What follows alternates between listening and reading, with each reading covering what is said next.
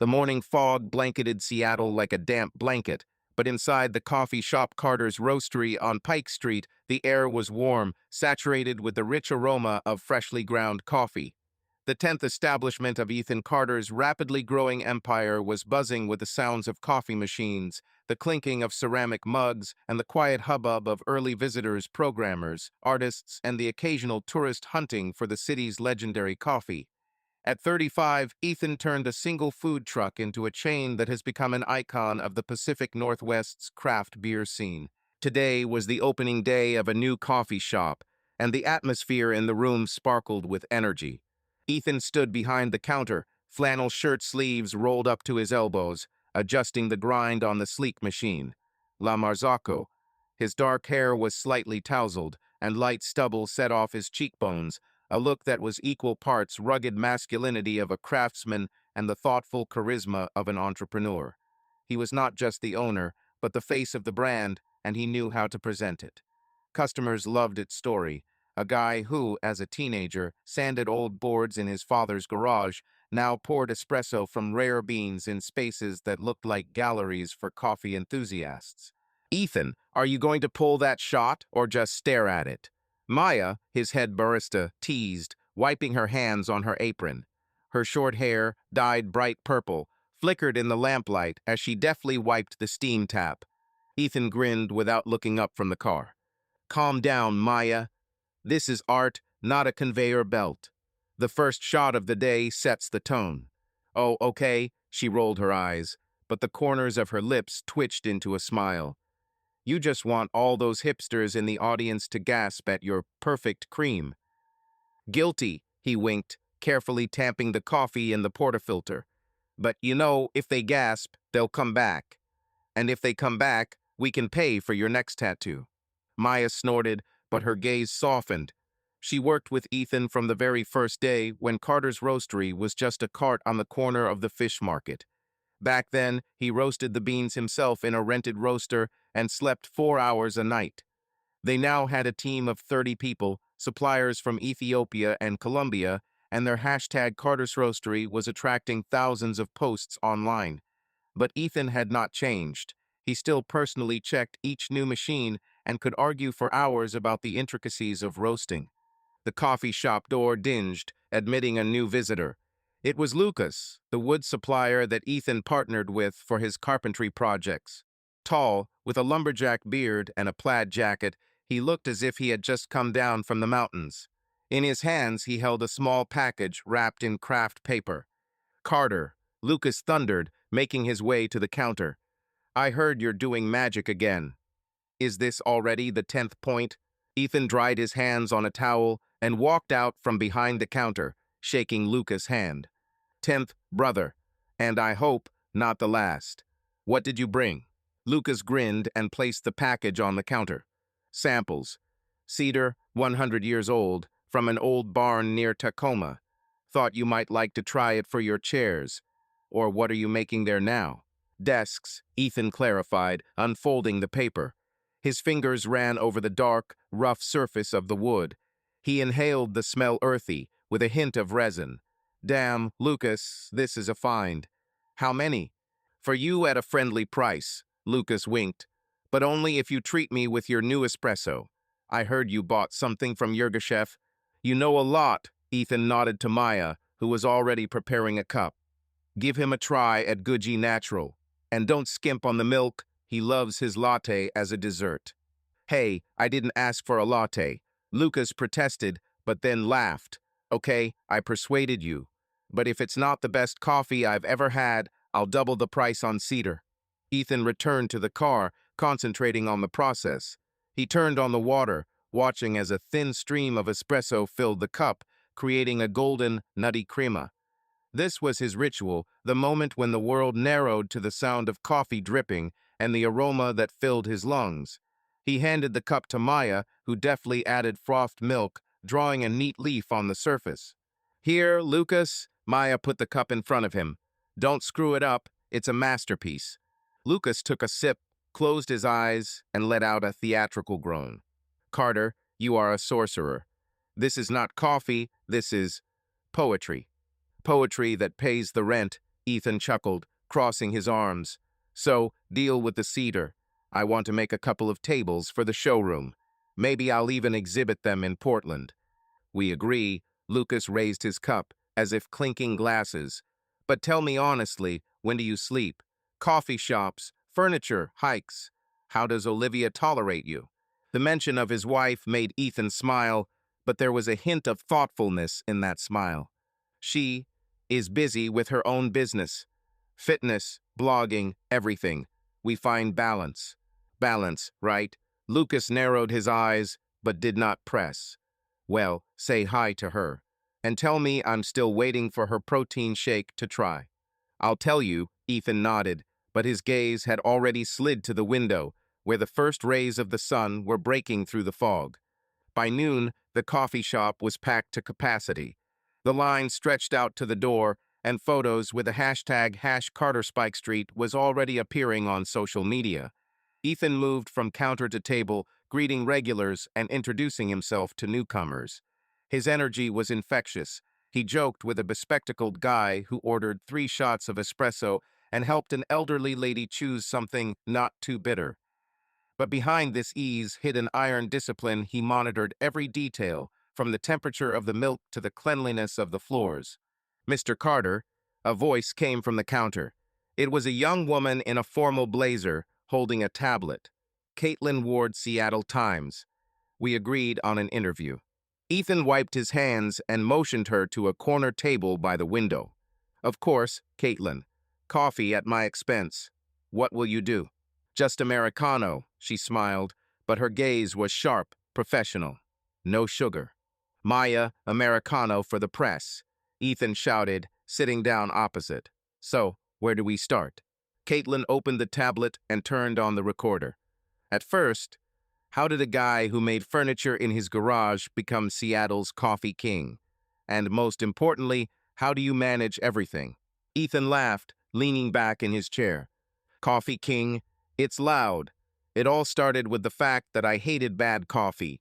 You know, the kind that smells like burnt rubber. In college, I started experimenting with roasting, then I bought an old cart, and away we went. But 10 coffee shops in 7 years isn't just something that just happened. Caitlin raised an eyebrow. What's the secret? People, Ethan answered without pause. My team is the heart of everything. Maya, for example, can tell you more about coffee than I can. And also, passion. If you don't love what you do, you can feel it. In coffee, in furniture, in anything. Caitlin nodded, making a note.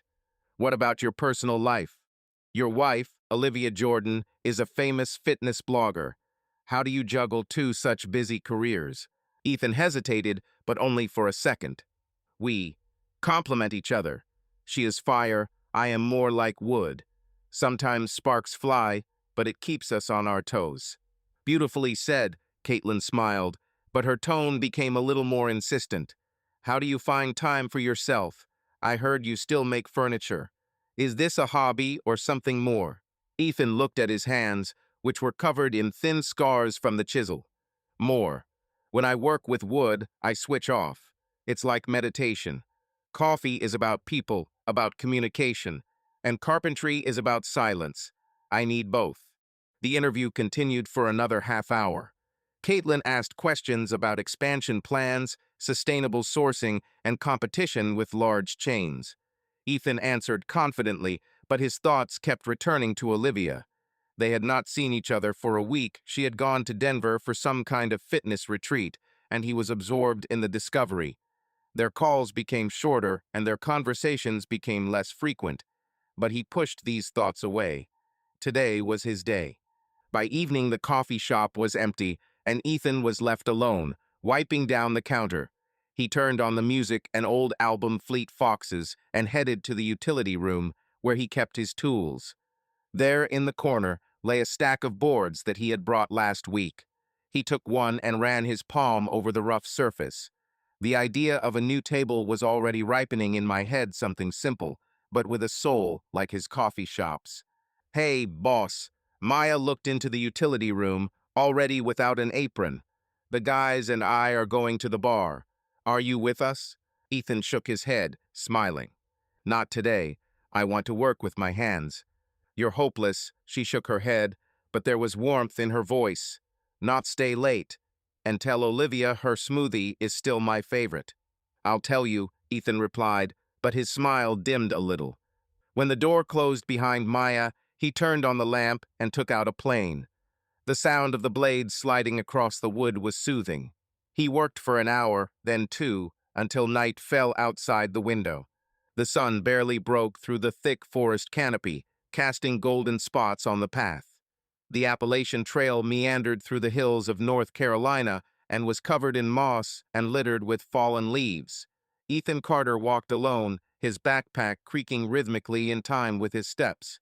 At 31, he already owned 3 coffee shops in Seattle, but here, among the trees and silence, he felt like just a guy who wanted to breathe deeply. It was his first solo hike in 2 years, and he enjoyed every moment: the smell of pine needles, the cool morning air, the crunch of gravel under his boots. Ethan stopped at a stream to fill his canteen. His dark hair stuck to his forehead, and the beard he had been growing in recent weeks gave him a slightly wild look. He knelt down, placing his flask under the stream of water, and then he heard footsteps. Someone was moving quickly, almost running, humming something under their breath. Ethan looked up and froze. She appeared around a bend in the path, tall, with long brown hair pulled back into a loose ponytail. Her sportswear, bright green leggings, and a black top emphasized her athletic figure, and her movements were filled with energy, as if she could run another dozen miles without stopping. She noticed Ethan and slowed down, pulling out one earbud. "Oh, hello." Her voice was ringing with a slight hoarseness, as if she had just laughed. "I didn't expect to meet anyone here. Are you solo too?" Ethan stood up, wiping his hands on his pants. "Yeah, solo. I decided to escape from civilization for a couple of days. Are you local?"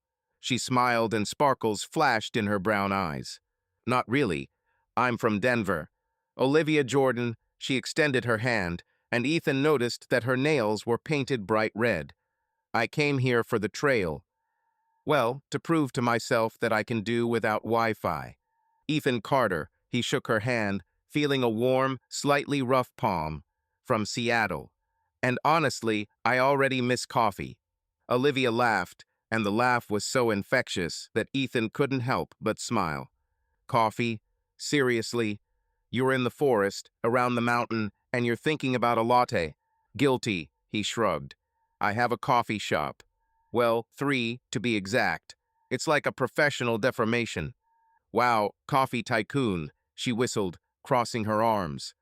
"I thought you were just a bearded hippie who lives in a tent." "So you make the best coffee in Seattle." "It's not me who brews, it's my baristas." Ethan adjusted the strap of his backpack. "But I choose grains. And yes, our coffee is not bad. If you're in Seattle, stop by. The first shot is at my expense." "It's covered," Olivia winked. "But I don't drink coffee. Only smoothies. I'm a fitness instructor, and coffee, isn't really my vibe."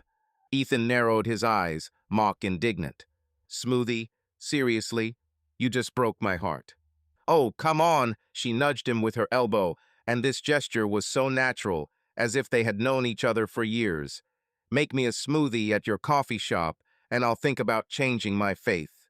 They walked further along the path, and the conversation flowed naturally. Olivia talked about her work. She led group training in Denver and recently launched an Instagram blog where she shared recipes and motivational posts. Ethan listened, occasionally throwing in a joke, and was surprised at how easy it was for him to be with her. She was like a ray of sunshine breaking through the clouds, bright, open, with a slight mockery of herself. "So, what do you do besides coffee?" Olivia asked, jumping over a root. "I can't believe that all you do is sit at the counter and count beans." Ethan grinned, looking down at his feet. "I do carpentry. Furniture, mainly. Old wood barns, fences, everything. It's like therapy." "Seriously." Her eyes widened. "So you're like that, you're all a businessman, and in the evenings you plan boards? This is great. Show me sometime." "If I show you, you'll run away." He shook his head. "It's not as romantic as it seems. Dust, shavings, calluses." PFFT, Olivia snorted. I carry a barbell of 100 kilos. Do you think a couple of splinters will scare me? They reached a small clearing where the path widened, revealing a view of the hills. The sun had already risen higher, and the air became warm. Ethan dropped his backpack and pulled out a map to check the route. Olivia plopped down on the grass, stretching out her legs. How long do you plan to go? She asked, narrowing her eyes at him. 3 days. Ethan sat down next to him, unfolding the map. I want to go to the shelter at Mount Roan. And you? Same thing, she shrugged, but I don't really plan. I walk until I get tired, then I put up a tent. Freedom, you know. Freedom is good, he nodded, but a note of thoughtfulness flashed in his voice. Although I'm probably too used to schedules. Olivia looked at him, tilting her head slightly. Hey, why are you so serious? We're in the forest, not at a meeting. Relax, Coffee King. Ethan laughed, and the tension he hadn't even noticed was released. Okay, you're right, but only if you stop calling me King. No chance, she grinned. This suits you. They decided to walk together until the next stop, and the next hours flew by. Olivia talked about her travels surfing in Costa Rica, skydiving in Colorado, and Ethan shared stories about nearly burning down his first coffee shop while experimenting with a roaster. Their steps were synchronized, and even the silence between them was as comfortable as an old sweater. By evening, they reached a small shelter, a wooden shed with a fire pit. Ethan busied himself building a fire while Olivia unpacked her sleeping bag. She hummed something from Florence plus the machine, and Ethan found himself smiling just listening to her. Are you always so energetic? He asked, throwing branches into the fire. Yeah, she shrugged, sitting down next to him. Mom says I was born with a battery. And you seem calm, but something tells me that you have a storm inside. Ethan looked at her, slightly taken aback by her insight. Storm? Don't know. Maybe just caffeine. Don't flood, Olivia poked him in the shoulder. I see. You are one of those who keeps everything to yourself, and then bam and builds an empire. Or a table made of some ancient oak. He laughed, but her words touched something inside. Maybe you're right, but I don't really like to delve into this. But in vain, she winked. Digging is fun, especially around the fire. They ate camp food. Ethan shared his supply of beef jerky, and Olivia pulled out a bag of nuts and dried fruit. Night fell on the forest, and the stars lit up overhead like a scattering of diamonds. The fire crackled, casting shadows on their faces. Okay, Ethan Carter, Olivia turned to him, pulling her knees to her chest. Tell me something that no one knows. Secret. Well, or at least something cool, he thought, looking into the fire. Okay? When I was 15, I made a chair out of old pallets. Horrible, crooked, but I was so proud that I slept on it for a week. And you? Olivia smiled, a hint of vulnerability flashing in her eyes. I once ran away from home. I was 16, I wanted to prove that I could do it myself. I lived in the park for 3 days until my mother found me. It's stupid, but I learned to be strong. Ethan looked at her, and something in her voice made his heart clench. It's not stupid, it's bold. Yeah, well, she waved it off, but her cheeks turned a little pink. Your turn. Another secret. Okay, he grinned. I am afraid of heights. Seriously. Every time I climb onto the roof, my knees shake. Olivia laughed, throwing her head back. You? Is the coffee king who builds tables and walks in mountains afraid of heights? It's priceless. Hey, I trusted you. Ethan pretended to be offended, but his eyes were laughing. Now it's your turn, she thought, looking at the stars. Okay, I want to be more than just a coach. I want to inspire people, not just to pump up your abs, but to change lives. But sometimes it's too big a dream. Ethan nodded, feeling something intangible but warm arise between them. It's not too big a dream. This is exactly what makes you. She looked at him, and for a moment their eyes met. There was so much life in her eyes, so much fire, that Ethan felt his heart beat faster. But he looked away, afraid to frighten away the moment. Good night, Coffee King, Olivia said, climbing into her sleeping bag. Don't forget to put out the fire. Calm down, Smoothie Guru, he replied, smiling. Sunrise on Colorado's Hale Mountain looked like a painting someone had painted with overly generous brushstrokes. The sky glowed orange and pink, and the clouds rolled below like a sea of cotton wool. The air was cold, with the taste of pine needles, and every breath felt like a breath of freedom. Ethan Carter stood on the edge of a small plateau, his dark hair blowing in the wind and his eyes reflecting anticipation. Today, at 32, he was about to marry Olivia Jordan, the woman who had burst into his life a year ago on the Appalachian Trail and had been on his mind ever since. Ethan adjusted the collar of his linen shirt, simple but elegant, without a tie, just like he wanted. Instead of a jacket, he was wearing a warm flannel jacket, and on his feet were worn hiking boots. This was his and Olivia's idea. No halls, no waiters, just them, nature, and those closest to them. There were just 12 people gathered on a plateau surrounded by rocky peaks, his parents, a few friends, and Maya, his head barista, who insisted she wouldn't miss this even if it meant climbing a mountain with an espresso machine. Are you nervous? Came the voice of Lucas, the wood supplier, who stood nearby, holding a thermos of coffee in his hands. His beard bristled from the wind, and his eyes sparkled slyly. Ethan chuckled, putting his hands in his pockets. A little, but not because of the wedding. I'm afraid Olivia will change her mind and run down the hill. Will he run away? Lucas snorted, taking a sip from the thermos. This girl looks at you like you invented protein shakes. Relax, Carter. You made the right choice. I hope so. Ethan looked at the path leading to the plateau. Olivia was due to appear any minute. And you, when will you decide? Your girlfriend seems to have already hinted at a ring. Lucas choked on his coffee and coughed. Hey, don't move the needle. It's your day, not mine. And in general, I have not yet found the one that will make me climb the mountain for the ceremony. Ethan laughed, but his gaze slid back to the horizon. The year with Olivia flew by in one breath. After that meeting on the trail, they did not part for long. She flew to Seattle, he went to Denver. Their dates were as colorful as she was river rafting, spending the night under the stars, dancing in tiny bars to live music. Olivia was like a spark, and Ethan, accustomed to a measured life, could not tear himself away from her light. He proposed 3 months ago, at sunset by a lake in Oregon, with a ring made from recycled silver that he forged himself. She said yes faster than he could finish his sentence. Hey, Coffee King.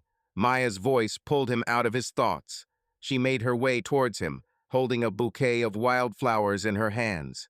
Her purple hair was braided, and instead of her usual apron, she was wearing a dress, which looked almost surreal. Are you ready? Because your bride is on her way, and damn, she looks like a goddess. Ethan felt his heart beat faster. Ready, Maya. Did you forget your rings? You offend me, she patted her pocket. Everything is under control. But look, if Olivia asks, I didn't cry, okay? It's just wind in your eyes. Agreed, Ethan winked, but his attention was already focused on the path. And then she appeared. Olivia walked holding the arm of her father, a tall man with gray hair. Her dress was simple but stunning white, with long sleeves and a light skirt that fluttered in the wind. Her hair, usually tied in a ponytail, flowed over her shoulders, decorated with a wreath of herbs and small flowers. She smiled that same smile that always took Ethan's breath away. God, he breathed, unable to look away. Yeah, Lucas patted him on the shoulder. You're in trouble, brother. Olivia stopped a few steps away from Ethan, and her father smiled and handed her hand to the groom. She looked at Ethan, and there was a sparkle in her brown eyes. Hello, Coffee King, she said quietly so only he could hear. Have you changed your mind? No way, Smoothie Guru, he replied, squeezing her hand. And you? PFFT, she rolled her eyes, but her smile became even wider. I'm here, aren't I? The officiant of the ceremony, an elderly woman named Ruth, whom they had found through friends in Denver, stepped forward. Her gray hair was pulled back into a bun, and her voice carried a warm confidence. Friends, she began, looking around the crowd. We have gathered here at the top of Hale Mountain to witness the union of Ethan and Olivia. This place where heaven meets earth is a fitting backdrop for their love, which, like these mountains, is strong and eternal. Ethan felt Olivia squeeze his hand and glanced at her. She winked, and he could hardly contain his laughter. Even at such a moment, she remained herself light, daring, lively. Ruth continued, "Before we get to the vows, I want to ask, does anyone have any objections to this marriage?" The silence was absolute. Only the wind rustled in the pines. Maya giggled, and Lucas shushed her. Ruth smiled. "Great. Then, Ethan, Olivia," she turned to them. "Are you ready to say your vows?" "Absolutely," Olivia said, not taking her eyes off Ethan. "Ready," he nodded, feeling his throat constrict with emotion. "Ethan, you first." Ruth took a step back, giving them space. He took a deep breath, looking into Olivia's eyes. "Liv," he began, and his voice wavered, but he continued. "A year ago, I was walking along the path, thinking that I only needed forest and silence, and then you appeared like a hurricane, like the sun, like everything at once. You taught me to laugh louder, live brighter, dream bolder. I promised to be your support, your partner, your biggest fan. I promised to make you smoothies, even if it breaks my coffee heart. And I promise to love you today, tomorrow, always." Olivia sniffled, but her smile didn't waver. "Damn, Carter, you're making me cry," she whispered, and several guests laughed. Then she straightened up, her voice becoming firmer. "Ethan, you're like a tree, you know, strong, reliable, with roots that hold everything together. I never thought I'd meet someone who could keep up with me, but you didn't just keep up, you made me slow down to see the beauty in the little things. I promise to be your spark, your strength, your team. I promise to taste your coffee, even if it is bitter. And I promise to love you in the storm, in the silence, everywhere." Ethan felt his eyes sting, but he only squeezed her hand tighter. Maya, standing nearby, sobbed and immediately pretended to straighten her braid. Ruth smiled as she took out the rings that were in the small wooden box Ethan had carved. "Ethan, take this ring," Ruth said, handing him a thin silver ring engraved with a mountain design. "And repeat after me. With this ring, I take you as my wife." Ethan took the ring, his fingers trembling slightly. "With this ring, I take you to be my wife," he repeated, putting the ring on Olivia's finger. It fit perfectly. "Olivia," Ruth handed her the second ring, slightly wider, with an engraving in the shape of a pine branch. "Repeat. With this ring, I take you as my husband." Olivia took the ring, her movements confident. "With this ring, I take you as my husband," she said, putting the ring on Ethan's finger. Then she added more quietly, "And don't you dare take it off, Carter." The guests laughed, and even Ruth couldn't help but smile. "Wonderful," she said. "And now, by the power vested in me by the state of Colorado, I pronounce you husband and wife. Ethan, you can kiss the bride." It didn't take long for Ethan to wait. He stepped towards Olivia, put his arm around her waist and kissed her, softly at first, then deeper as she wrapped her arms around his neck. The guests clapped, someone whistled, and Maya shouted, "Come on, Carter, show your class." When they pulled away, Olivia pressed her forehead to his, her eyes shining. "Well, husband," she whispered, "are you ready for an adventure?" "With you?" He smiled. "Always." After the ceremony, a small celebration began. Friends spread blankets on the grass and took out baskets of food, sandwiches, fruit, homemade cookies. Lucas brought out a portable speaker, and soon melodies began to sound over the plateau. The Lumineers. Olivia, now barefoot, pulled Ethan to dance, despite his protests. "I don't dance, Liv." He tried to squirm away, but her grip was iron. "Now you're dancing," she grinned, twirling him. "This is my wife's order." "Are you already starting to command?" He raised an eyebrow, but still gave in, clumsily stepping to the beat of the music. "What did you think?" she laughed, pulling him closer. "Get used to it, Carter." Maya, sitting on a blanket with a glass of wine, watched them, shaking her head. "Lucas, do you see this? They look like they're from some damn rom-com." "Yeah," Lucas chewed his sandwich. "But you know, it suits them. Just don't tell me you're crying again. It's an allergy. Maya was indignant, wiping her eyes. The sun rose higher and the plateau was enveloped in warmth. Olivia and Ethan sat on the edge, looking at the clouds below. She laid her head on his shoulder and he hugged her, feeling how her warmth warmed him even through his jacket. You know, she said quietly, I never thought that I would be like this. Happy. This is weird. Strange? He looked at her. Why? Because it's too perfect, she shrugged. It's like I'm waiting for something to go wrong. Ethan frowned, stroking her arm. Hey, nothing will go wrong. We're a team, remember? You and me against the world. Against the world, she smiled, but a shadow of doubt flashed in her voice. Agreed. They sat like that for a long time until the guests began to gather. Olivia insisted that she and Ethan stay on the plateau for the night, in a tent under the stars, just like in their first days. When everyone had left, they lit a fire, and Olivia, wrapped in a blanket, moved closer to it. Ethan Carter, she said, looking into the fire. You are now my husband. It's official. It's official, he smiled, kissing her temple. And you are my wife. Sounds good. Sounds perfect. She turned and kissed him. And in that kiss, there was everything promises, hopes, faith in the future. Night fell over the mountain, and the stars shone brighter than ever. Ethan looked at Olivia sleeping in his arms and thought that this was the best thing that had ever happened to him. He believed that an ideal life awaited them ahead. 4 years have passed since that wedding on Mount Hale, and Ethan Carter's chain has grown to 12 establishments, each of which exudes his philosophy. Quality coffee, honest materials, a homely atmosphere. But in his and Olivia's real home, a 2-story loft in the Capitol Hill area, the atmosphere became increasingly chilly.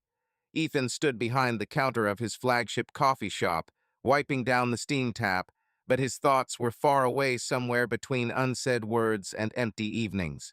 Ethan, are you hovering again? Maya, still his senior barista, despite her purple hair now with pink streaks, gave him a mocking look. She tamped the coffee in the portafilter, her movements as precise as 4 years ago. Ethan woke up with a crooked smile. Vityu? No, I'm just thinking about how to improve our cold nitro. Yeah, of course, she rolled her eyes. You've been walking around for a week now as if you've lost your favorite plane. What happened? Is Olivia off on her fitness retreat again? Yeah, he nodded, trying to keep his voice neutral. To Portland. Yoga master class or something like that.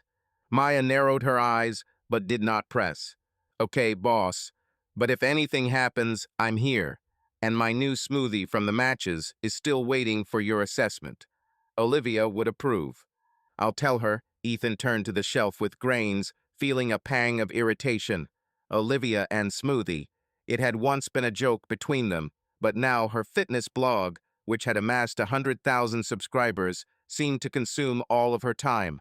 Posts, stories, sponsorship contracts, she glowed on Instagram, but at home her energy seemed to turn off.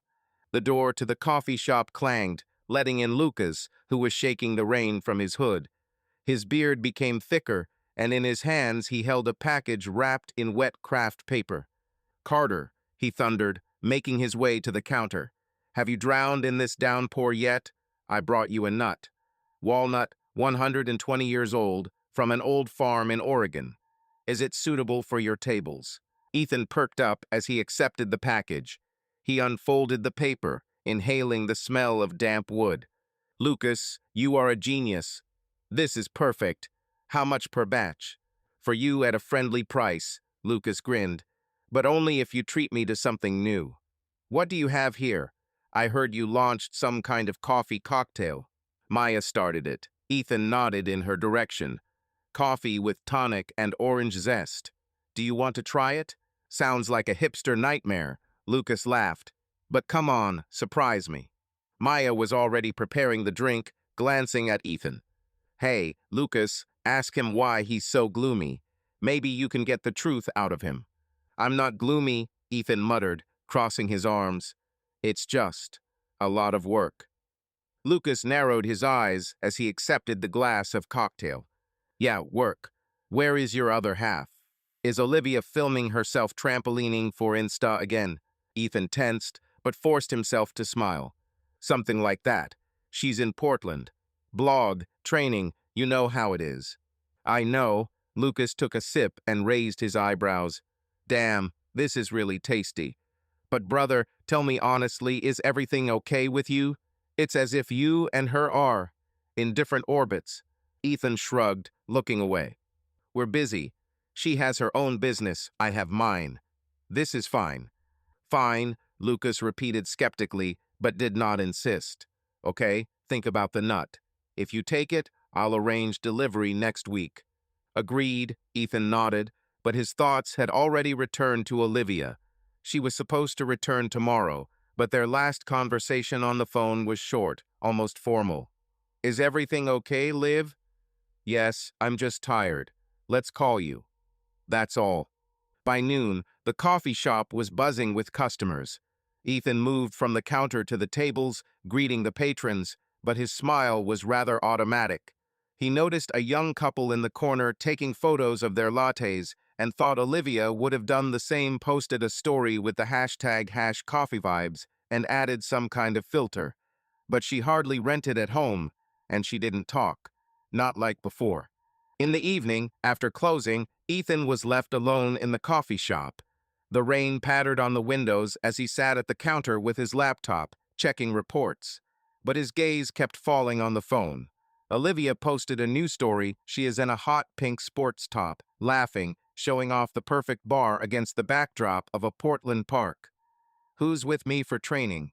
Ethan stared at the screen, feeling the emptiness growing in his chest. She was there, alive, shining, but not with him. The loft door slammed at about 10 o'clock in the evening. Ethan, who was sitting in the living room with a book he hadn't even read, looked up. Olivia walked in, brushing rain off her jacket. Her hair was damp, and she was holding a sports bag. Hello, he said, closing the book. How's Portland? Hello, she smiled, but the smile was tired. Fine. Lots of people, good energy. Tired as a dog. Do you want to eat? Ethan stood up, heading towards the kitchen. I made chili. Still warm. Oh, cool, but...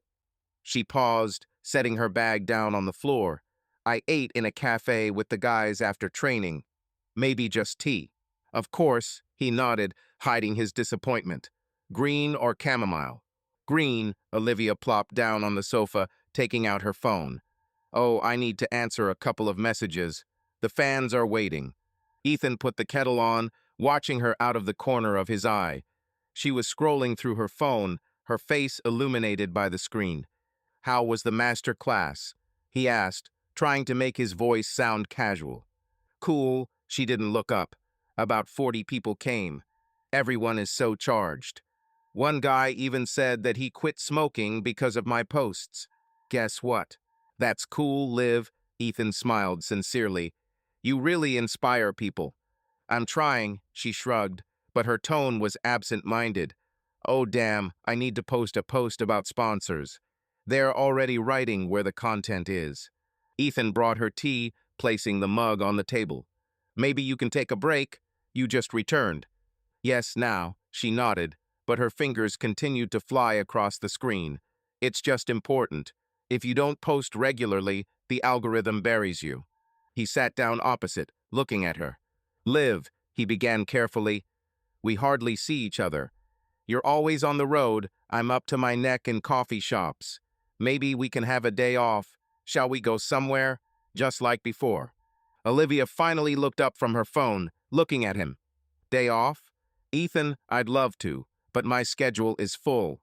Next week, there will be a shoot for the brand, then a workshop in Denver. You know how it works.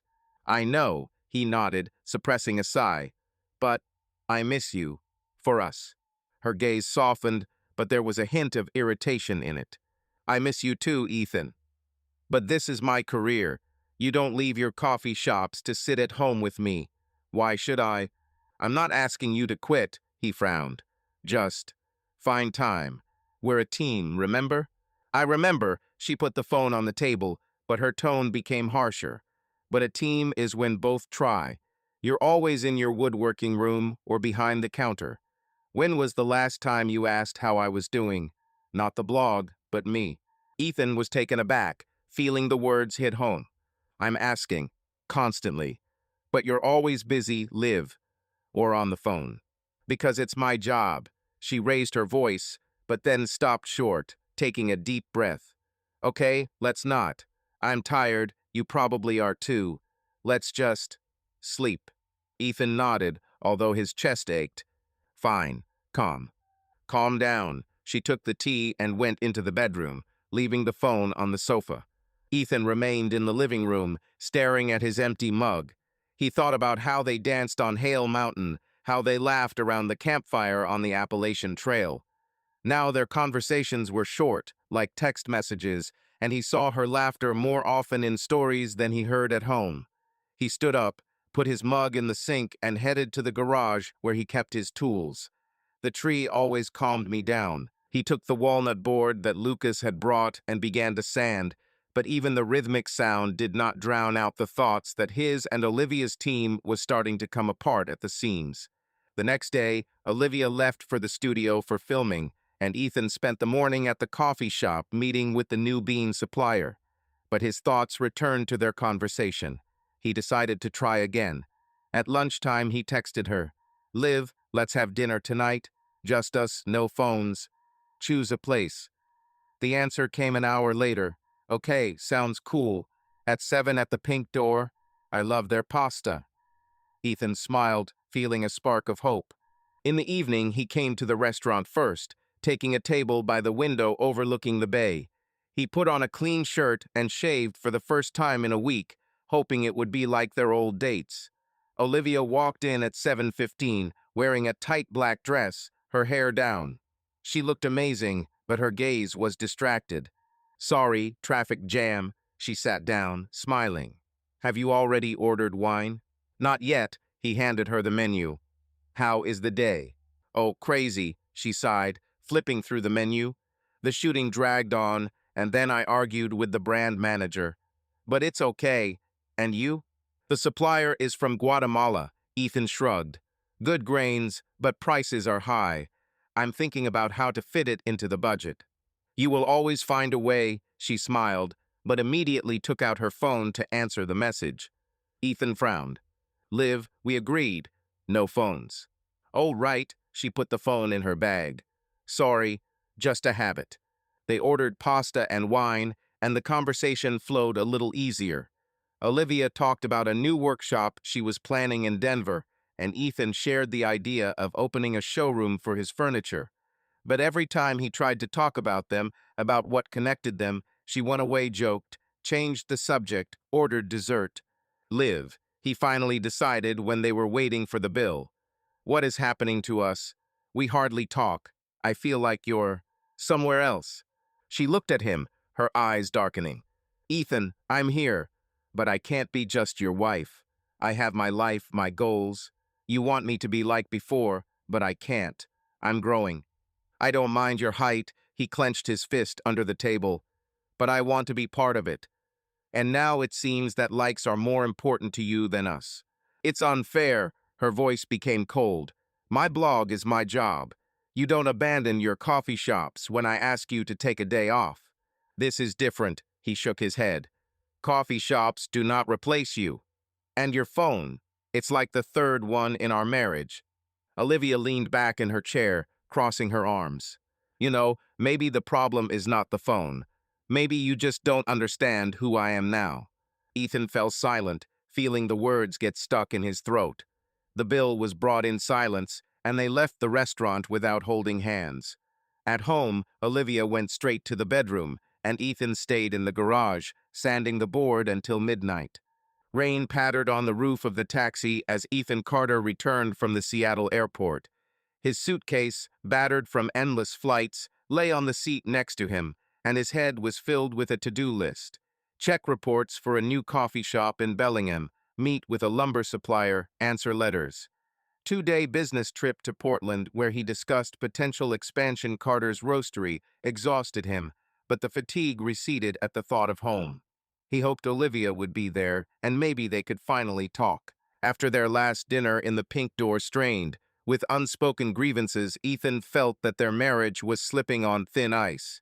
But he still believed they could fix it. The taxi stopped at their Capitol Hill loft. Ethan paid, picked up his suitcase, and, shielding himself from the rain with his hood, climbed the steps. It was quiet inside, except for the ticking of the wall clock, which he himself had made from old oak. The lights in the living room were off, but there was a faint hum coming from the kitchen as Olivia had left the coffee machine on. Ethan smiled, shaking his head. She always forgot to turn it off. "Liv," he called, placing the suitcase by the door. "I'm home." Silence. He walked into the kitchen, turned off the machine, and noticed her laptop on the counter, the screen glowing in the dimness. Olivia apparently went to the gym or to another shoot, but left everything on as usual. Ethan was about to close his laptop when his gaze caught the messenger notification that popped up. The window was small, but the words struck like lightning. "TJ, I can't wait for our romantic weekend retreat. Just you and me, without prying eyes." Ethan froze, feeling the blood rush to his temples. His fingers hovered over the trackpad. TJ? Retreat? He tried to remember if Olivia had mentioned anyone with those initials. Maybe it's a colleague, sponsor. But the word romantic cut into my ears like a rusty knife. He took a deep breath, trying to suppress a wave of suspicion. Surely there is an explanation. Olivia wouldn't, or would she? He sat on the bar stool, looking at the screen. The message was still hanging there, awaiting a response. Ethan knew he shouldn't, but his hand automatically reached for the trackpad. He clicked on the messenger window, and the chat opened. Scrolling through the correspondence, he felt his stomach tighten. TJ wrote about hot nights, stolen moments, and Olivia responded with heart emojis and phrases like, "You know how to turn me on."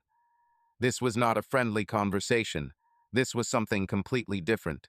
"Damn," he breathed, leaning back in his chair. His heart was pounding and his head was a whirlwind of thoughts. Who is TJ? How long does it last? And how could he, Ethan, not notice? The loft door slammed and he flinched. Olivia came in, shaking her wet hair.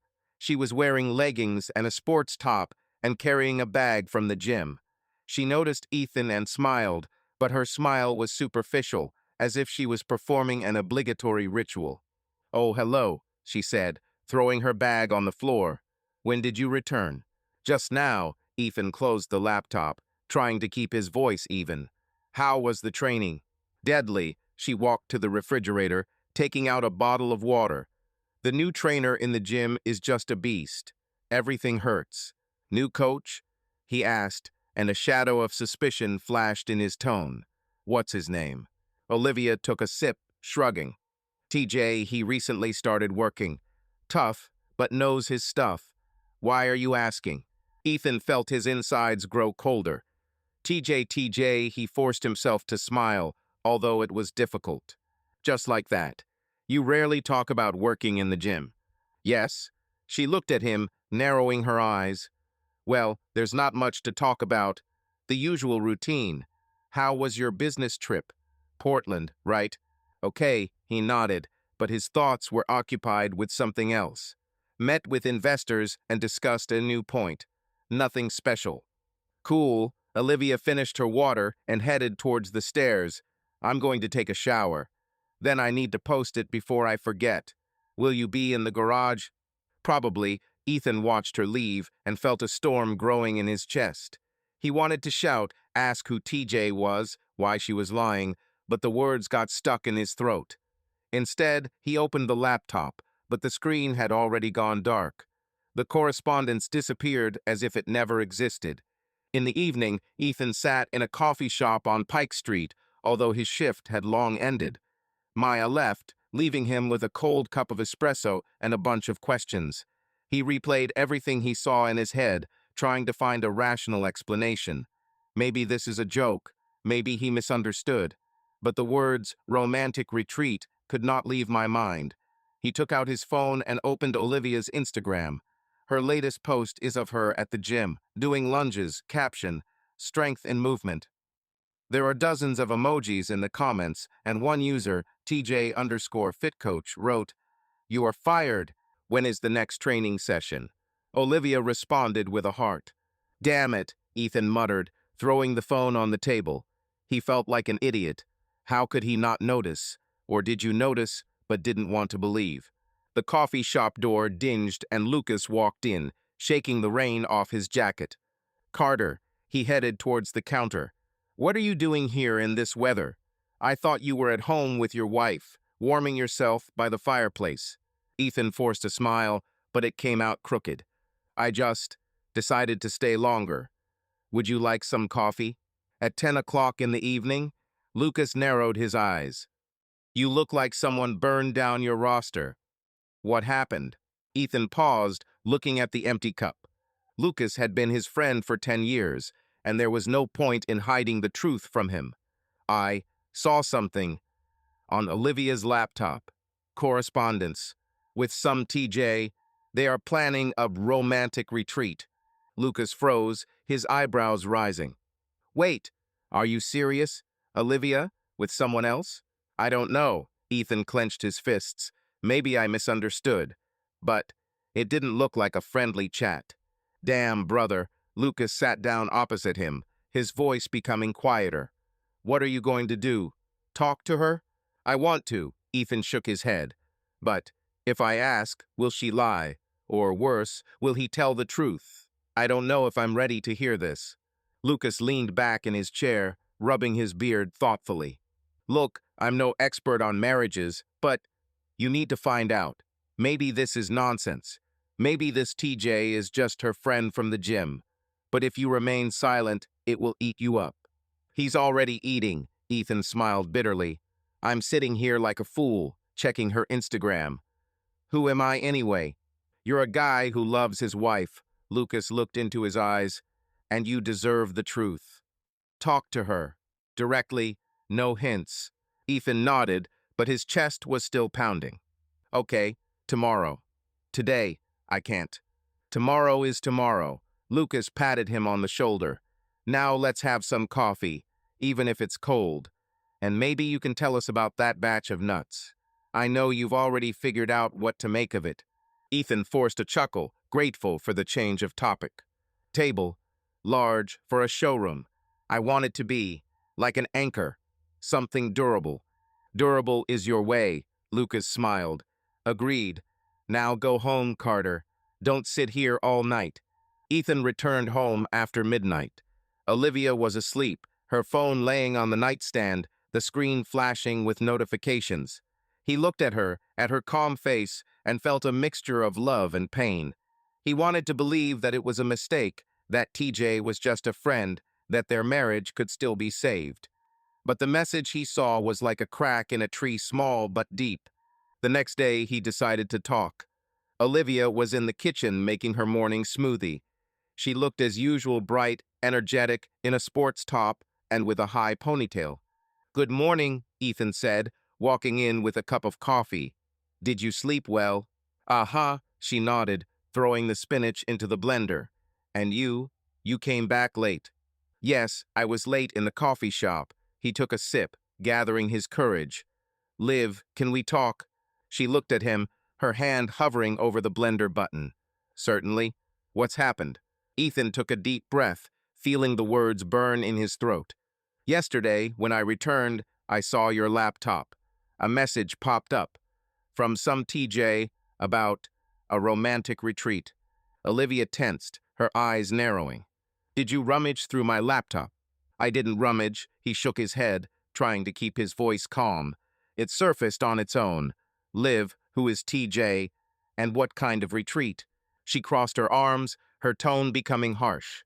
TJ is TJ, a trainer from the gym. We are working on a project with him. Some kind of fitness weekend for clients. It's not what you think. Isn't that right? Ethan felt anger boiling in his chest. Then why does he write about a romantic weekend? And why do you answer him with hearts? God, Ethan, she rolled her eyes. It's just a communication style. We joke and flirt in the chat to maintain interest in the project. This is marketing. You don't think I'm sleeping with him, do you? I don't know what to think, he raised his voice, but then stopped short. Liv, I see how you are moving away. We barely talk. And now this.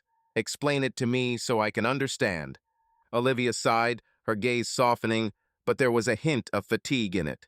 Ethan, I'm not doing anything wrong. TJ is a colleague. We are planning an event. Yes, I communicate with him because he helps me grow. And you? You're always in your coffee shops or in your garage. When was the last time you were interested in my projects? I'm interested, he clenched his fists. But you're always on the phone. Or with this TJ. How should I feel when I see messages like this? Feel like you trust me. She looked into his eyes. I'm your wife, Ethan. If you don't believe me, then that's your problem, not mine. Ethan fell silent, feeling her words hit home. He wanted to believe her. I wanted it to be true. But something in her tone, in her evasiveness, did not give him peace. Okay, he said finally. I trust you. But let's be honest with each other. I don't want there to be secrets between us. Okay, she nodded, but her smile was forced. No secrets. And now I have to run. I have a training session. She left, leaving the blender on the counter, and Ethan was left with a cup of coffee that was already cold. He looked at her laptop, still lying on the counter, and felt suspicion gnawing at him from the inside. She said it was marketing. She said he must trust. But TJ's words, just you and me, no prying eyes, sounded in his head like a warning. And for the first time in 4 years of marriage, Ethan wondered if he knew his wife as well as he thought. Ethan Carter sat in his office on the second floor of the flagship coffee shop, Carter's Roastery, looking out the window but seeing nothing but the words that burned in his memory. Romantic weekend retreat and TJ. 2 days passed after the conversation with Olivia in the kitchen, and her explanations, it's marketing. Just a colleague sounded less and less convincing. He wanted to believe her, but doubts gnawed at him like rust on wood. Ethan knew that scenes and accusations would achieve nothing. He needed facts, ironclad, irrefutable evidence, and he decided to act. In the morning he called Lucas, his friend and timber supplier, who always knew who to turn to in a difficult situation.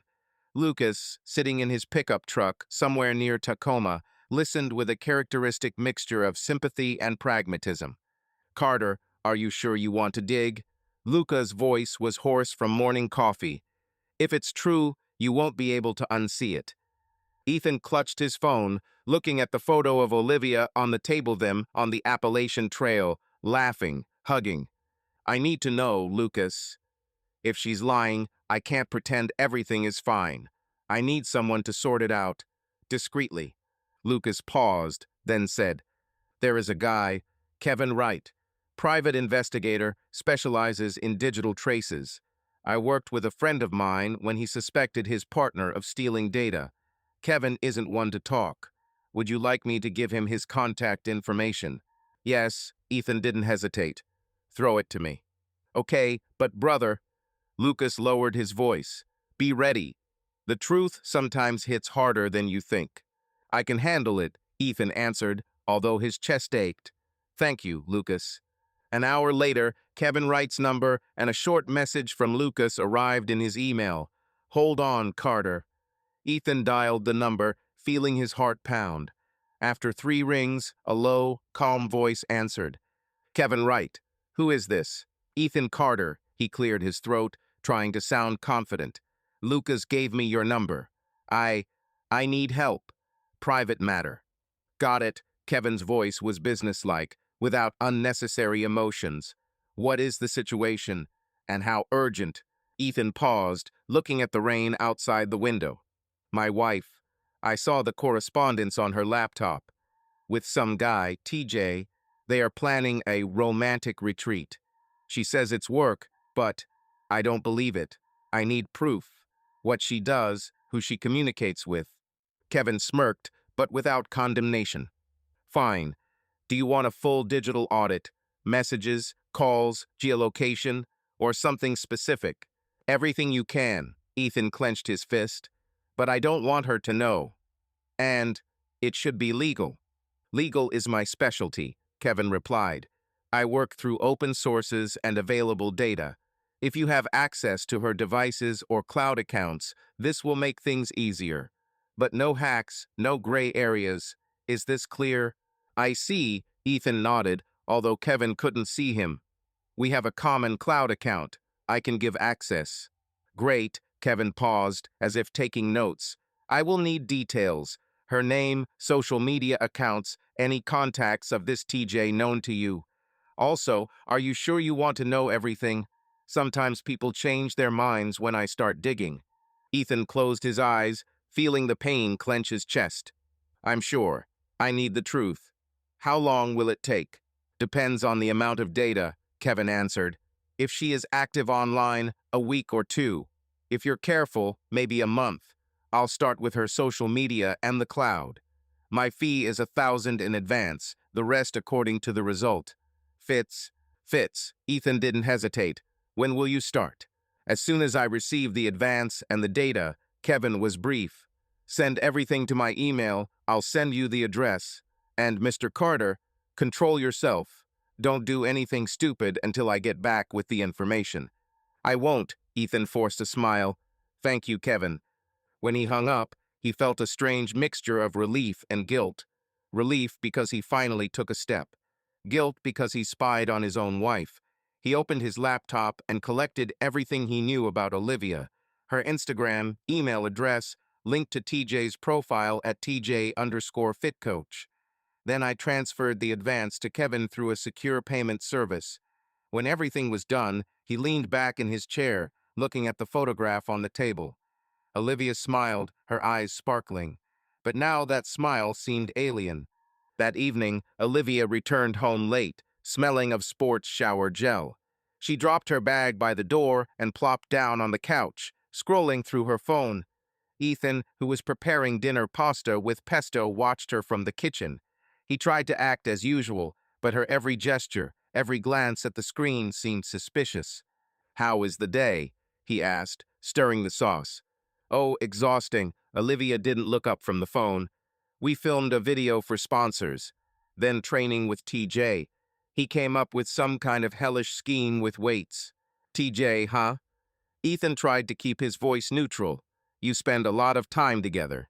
She looked up, her eyebrows raised slightly. Well, yes. He helps with content. He has a good camera and is good at editing. Why are you talking about this again? Just wondering, Ethan shrugged, putting the plates on the table. You said he's a new coach, and you're already making videos together. Olivia sighed, putting her phone away. Ethan, are you starting again? I explained it to you. We are working. This doesn't mean I'm having an affair with him. I didn't say it was a novel. He sat down opposite her, looking into her eyes. But you spend a lot of time with him. What about us? When was the last time we just sat and talked? God, Ethan, she rolled her eyes. We're talking. Right now, for example. What do you want? So that I quit blogging and sit at home like a housewife. I want you to be here. His voice became firmer. Not only physically. You're somewhere else all the time. On the phone, with this TJ, on retreats. Olivia pursed her lips, her gaze turning cold. You know, it's not fair.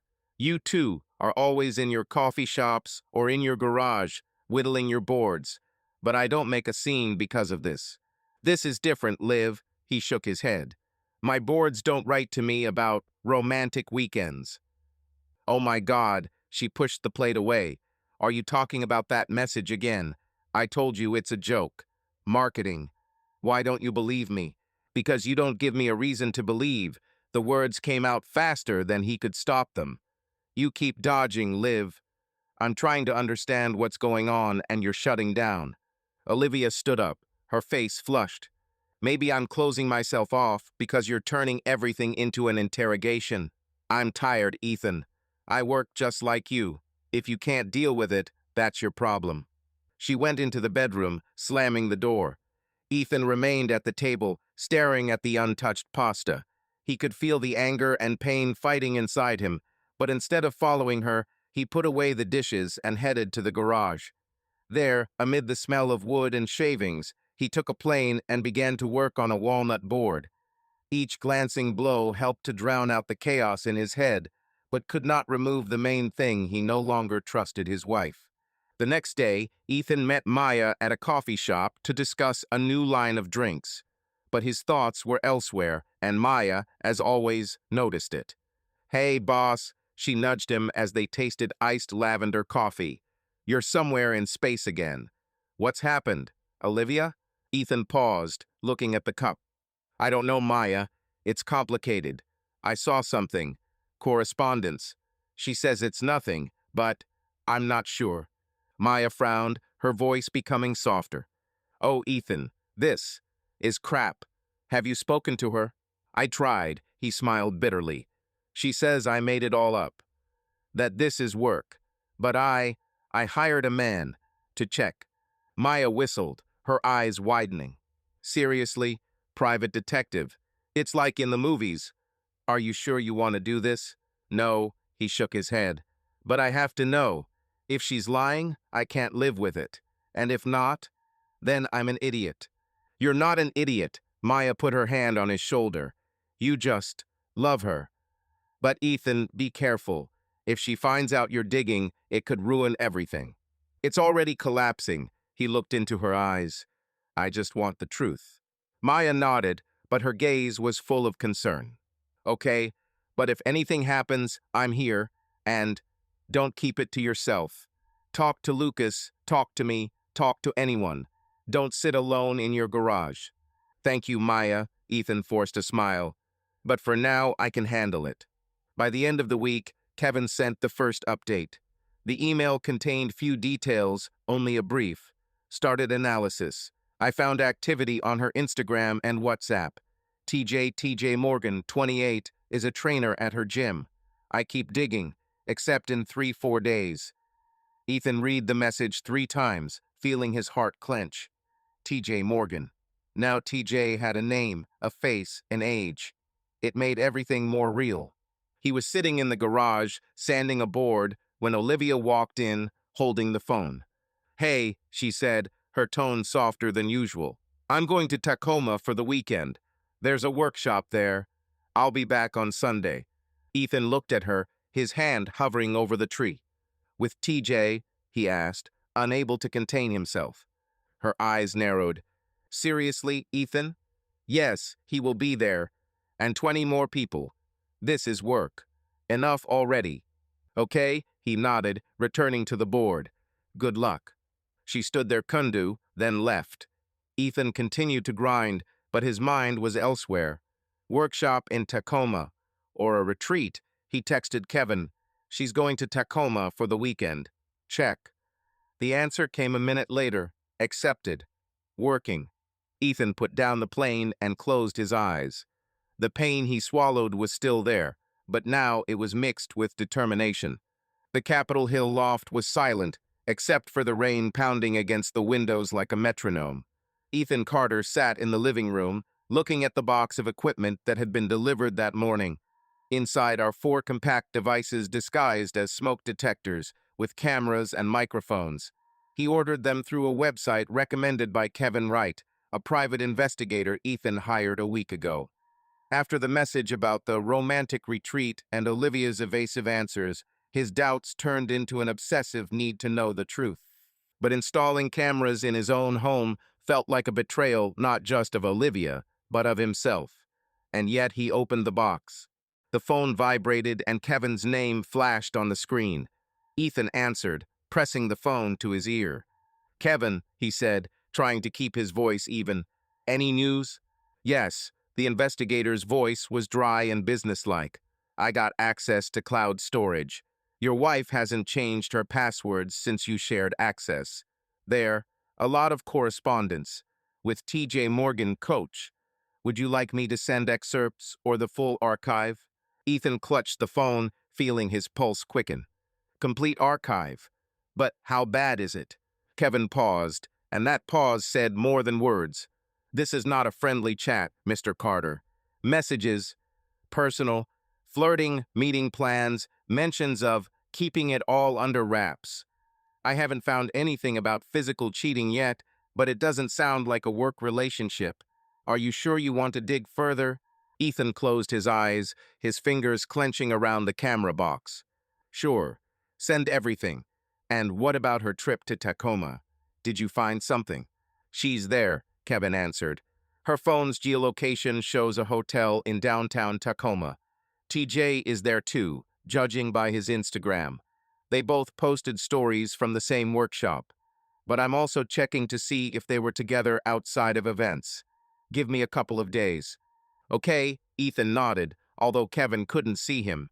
And these sensors, are they really invisible? If you install it according to the instructions, she won't suspect anything, Kevin assured. They connect to your Wi-Fi, the video goes to a secure server. I'll help you set it up. But Ethan, once again, this is a serious step. If she finds out, it could complicate everything legally, emotionally. I understand, Ethan swallowed. But I need to know. Thank you, Kevin. You'll have the archive in an hour. Kevin was brief. Hold on. Ethan hung up and opened the box. The sensors looked like regular smoke detectors, white, plastic, with small LEDs. He took one and turned it over, studying the instructions. It was easy to install them. Kitchen, living room, hallway, bedroom. The places where Olivia was most likely to talk on the phone or meet someone if TJ ever showed up here. Ethan felt a pang of guilt, but suppressed it. He didn't spy for fun. He defended his life. He started in the kitchen, screwing the sensor to the ceiling above the counter. His hands, accustomed to carpentry tools, worked quickly, but his thoughts were confused. What was he hoping to see? Olivia chatting with TJ, or worse, them together. He pushed those images away, concentrating on the task at hand. Half an hour later, all 4 cameras were installed and connected to an app on his phone. The screen showed clear images, an empty kitchen, a living room with a sofa, a corridor. The bedroom looked too intimate, and Ethan almost removed the camera, but left it on. If the truth is out there, he must find it. Olivia returned from Tacoma late that evening while Ethan was in the garage sanding a board for a new table. She entered, throwing her bag at the door, and shouted, "Ethan, are you home?" "In the garage," he responded, wiping his hands on his apron. He walked out, trying to look normal. "How's Tacoma?" "Cool," she smiled, but her gaze was distracted. The workshop went through a fire. Lots of new faces, lots of energy. I'm as tired as I don't know. "I'm glad everything went well," Ethan nodded, watching her. She took out her phone, checking her notifications. "Do you want to eat? I can reheat the lasagna." "Oh no, thank you." Olivia shook her head, not looking up from the screen. "I ate with the guys after the workshop. I'll go take a shower and sleep." "With the guys." He tried to make the question sound casual. "With TJ?" She looked up, her eyebrows furrowing slightly. "Yes, with him and a couple of other coaches." "Ethan, are you there again?" I explained, "He is a colleague." "I just asked." He shrugged, but his heart sank. "Go to the shower. Calm." Calm down, she went upstairs, and Ethan returned to the garage, feeling anger and pain fighting inside. He took the plane, but his hands were shaking. Her evasiveness, her smile, her phone, everything seemed like evidence. An hour later, after Olivia had fallen asleep, Ethan received a letter from Kevin. The archive of correspondence was heavy, 2 gigabytes of texts, screenshots, media files. He opened the laptop in the living room, making sure the bedroom door was closed, and began reading. The messages between Olivia and TJ started innocently, discussions about training, plans for workshops. But after a couple of months, the tone changed. TJ wrote, "You look too hot in that top," and Olivia replied, "Careful, coach, I'm married." The jokes became bolder, the hearts multiplied. In one of the messages, TJ wrote, "When we escape to this retreat, no one will know. Just you, me, and the stars." Olivia responded, "Sounds like a dream." Ethan felt his blood run cold. He scrolled further, finding a photo of Olivia and TJ at the gym, too close to each other, her hand on his shoulder. Video of them laughing while filming stories. And messages sent a week ago.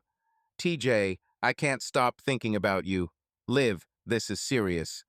"Olivia, I know, but we need to be careful." He closed his laptop, his breathing heavy. This was not marketing. It was a betrayal, but he still didn't see everything. The cameras he installed were supposed to provide more conversations, meetings, something that would confirm or deny the worst. In the morning, Olivia left for training, and Ethan checked the camera app. So far, nothing but empty rooms and her short call to a friend about a new sponsorship contract. He called Kevin to discuss the next step. "Did you receive the archive?" Kevin asked, his voice calm as always. "Yes," Ethan squeezed the phone. "This is worse than I thought." "What now?" "The cameras are rolling, but she doesn't do anything at home except be on her phone." "Give the cameras time," Kevin replied. "People relax at home, say things they don't write. I also check her calls and geolocation. In Tacoma, he and TJ were in the same hotel, but in different rooms. This is not proof of treason, but suspicious.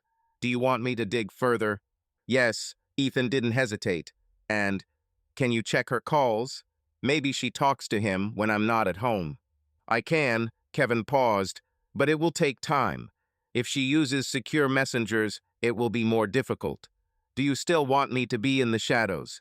"Yes," Ethan nodded. "She shouldn't know." "Bye." "Got it." Kevin was brief. "I'll send an update in a couple of days."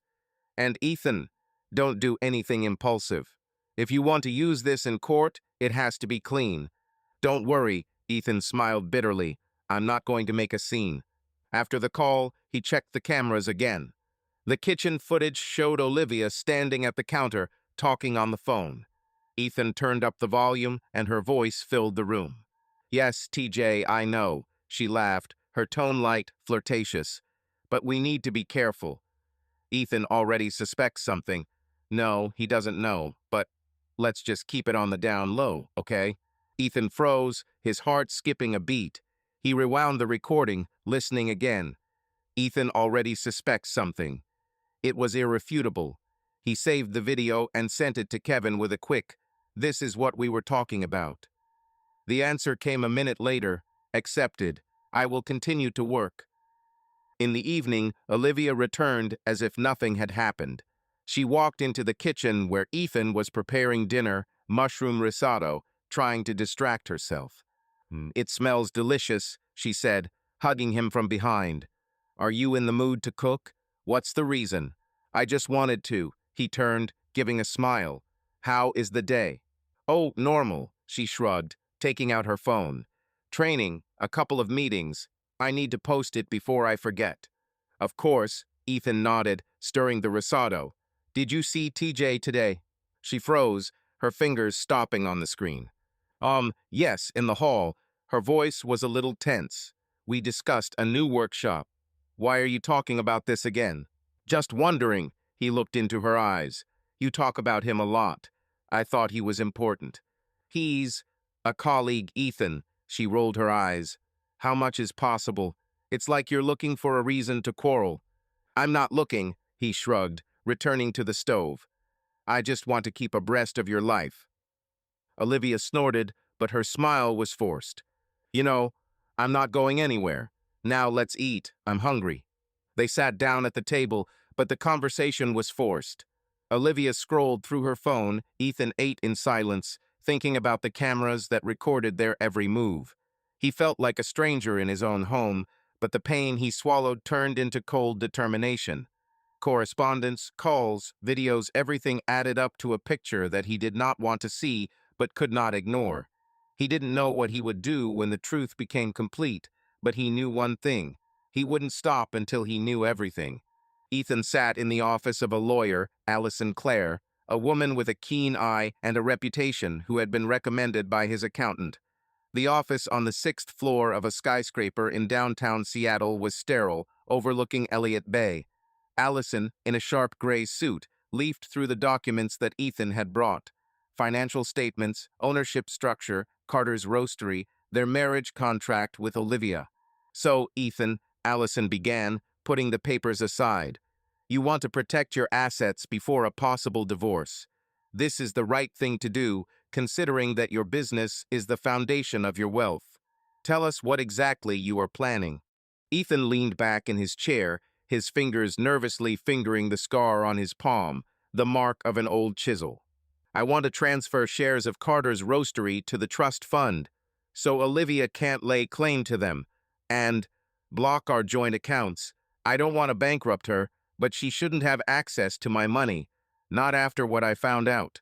Allison nodded, making a note. Understood. Your prenuptial agreement gives you an advantage. It clearly separates premarital assets, and you started the business before you got married. But she is likely entitled to some of the increase in the company's value during the years of marriage. A trust is a good move, but it must be executed perfectly. Why are you so sure that divorce is inevitable? Ethan pursed his lips, his gaze falling to the window. I found the correspondence. She's having an affair with a trainer from her gym. I hired an investigator. I have evidence messages, calls, even videos. I don't want to quarrel with her. I just want to protect what I built. Okay, Allison looked into his eyes. Evidence of treason will help in court if she challenges the division of property. But let's take the steps. Trust. Do you want him to rule Carter's roastery fully? Yes, Ethan nodded. I will remain a manager, but formally the business will be under a trust.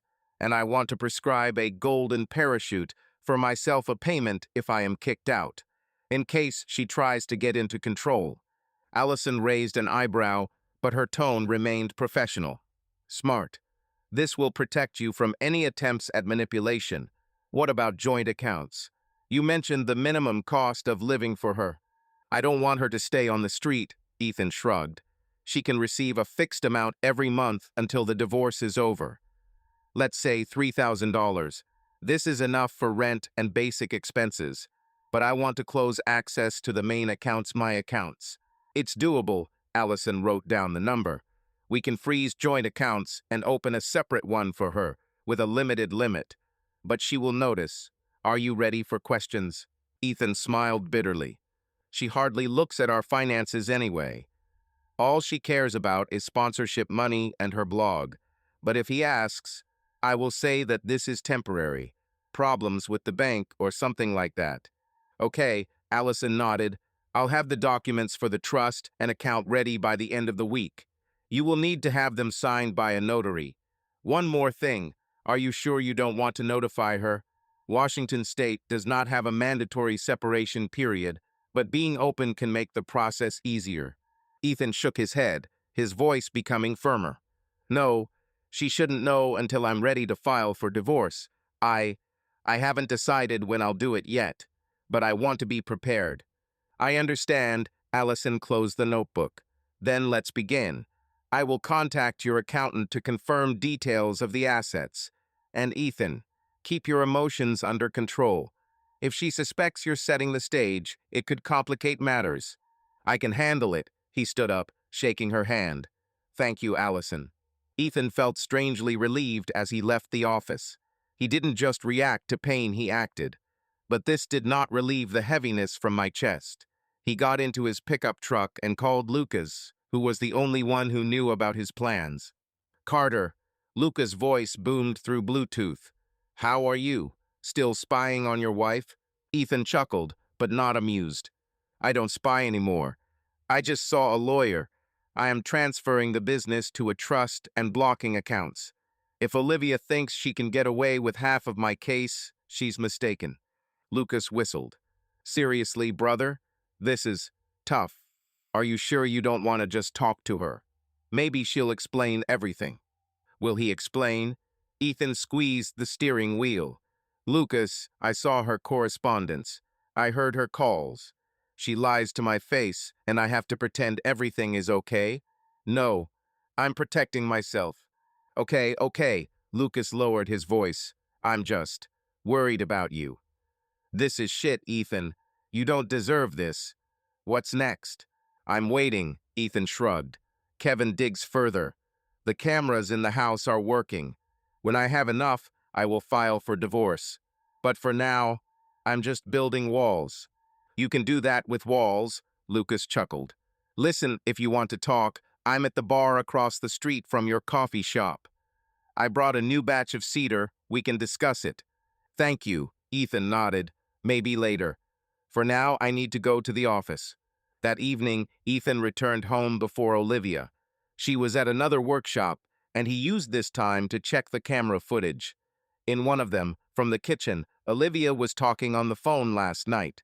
He turned on the sound, and her voice, light and flirtatious, filled the room. TJ, stop it, she laughed. If Ethan hears, I'm done. No, he's in the garage as usual. Yes, I know you're right. See you soon, okay? Ethan saved the recording, his hands shaking. This was another proof, another nail in the coffin of their marriage. He sent the file to Kevin with a short, add to the case. Then he opened his laptop and checked his bank accounts. Their main joint account, where their savings were kept, was still active. He texted Allison, "Can you start blocking the accounts tomorrow? I want everything ready by the end of the week." Olivia returned around 9, smelling of vanilla lotion. She threw her bag on the sofa and smiled as if nothing had changed. "Hi," she said, heading towards the kitchen. "You're early today. Is dinner ready?" "Not yet." Ethan closed the laptop, looking at her. "I decided to take a break." "How is your day?" "Oh, crazy." She took a bottle of water from the refrigerator. "Workshop, then shooting for a new brand. Tired, but it was worth it. And you?" "Meetings," he shrugged, watching her. "I checked the finances. We have some problems with the bank. Maybe we'll have to freeze a couple of accounts." Olivia froze, her hand holding the bottle stopping. "Freeze? What kind of problems? I need to know. I use a card." "It's okay," Ethan forced a smile. "Technical problems. I have opened a separate account for you. Money for expenses will go there. Just in case." She frowned but nodded.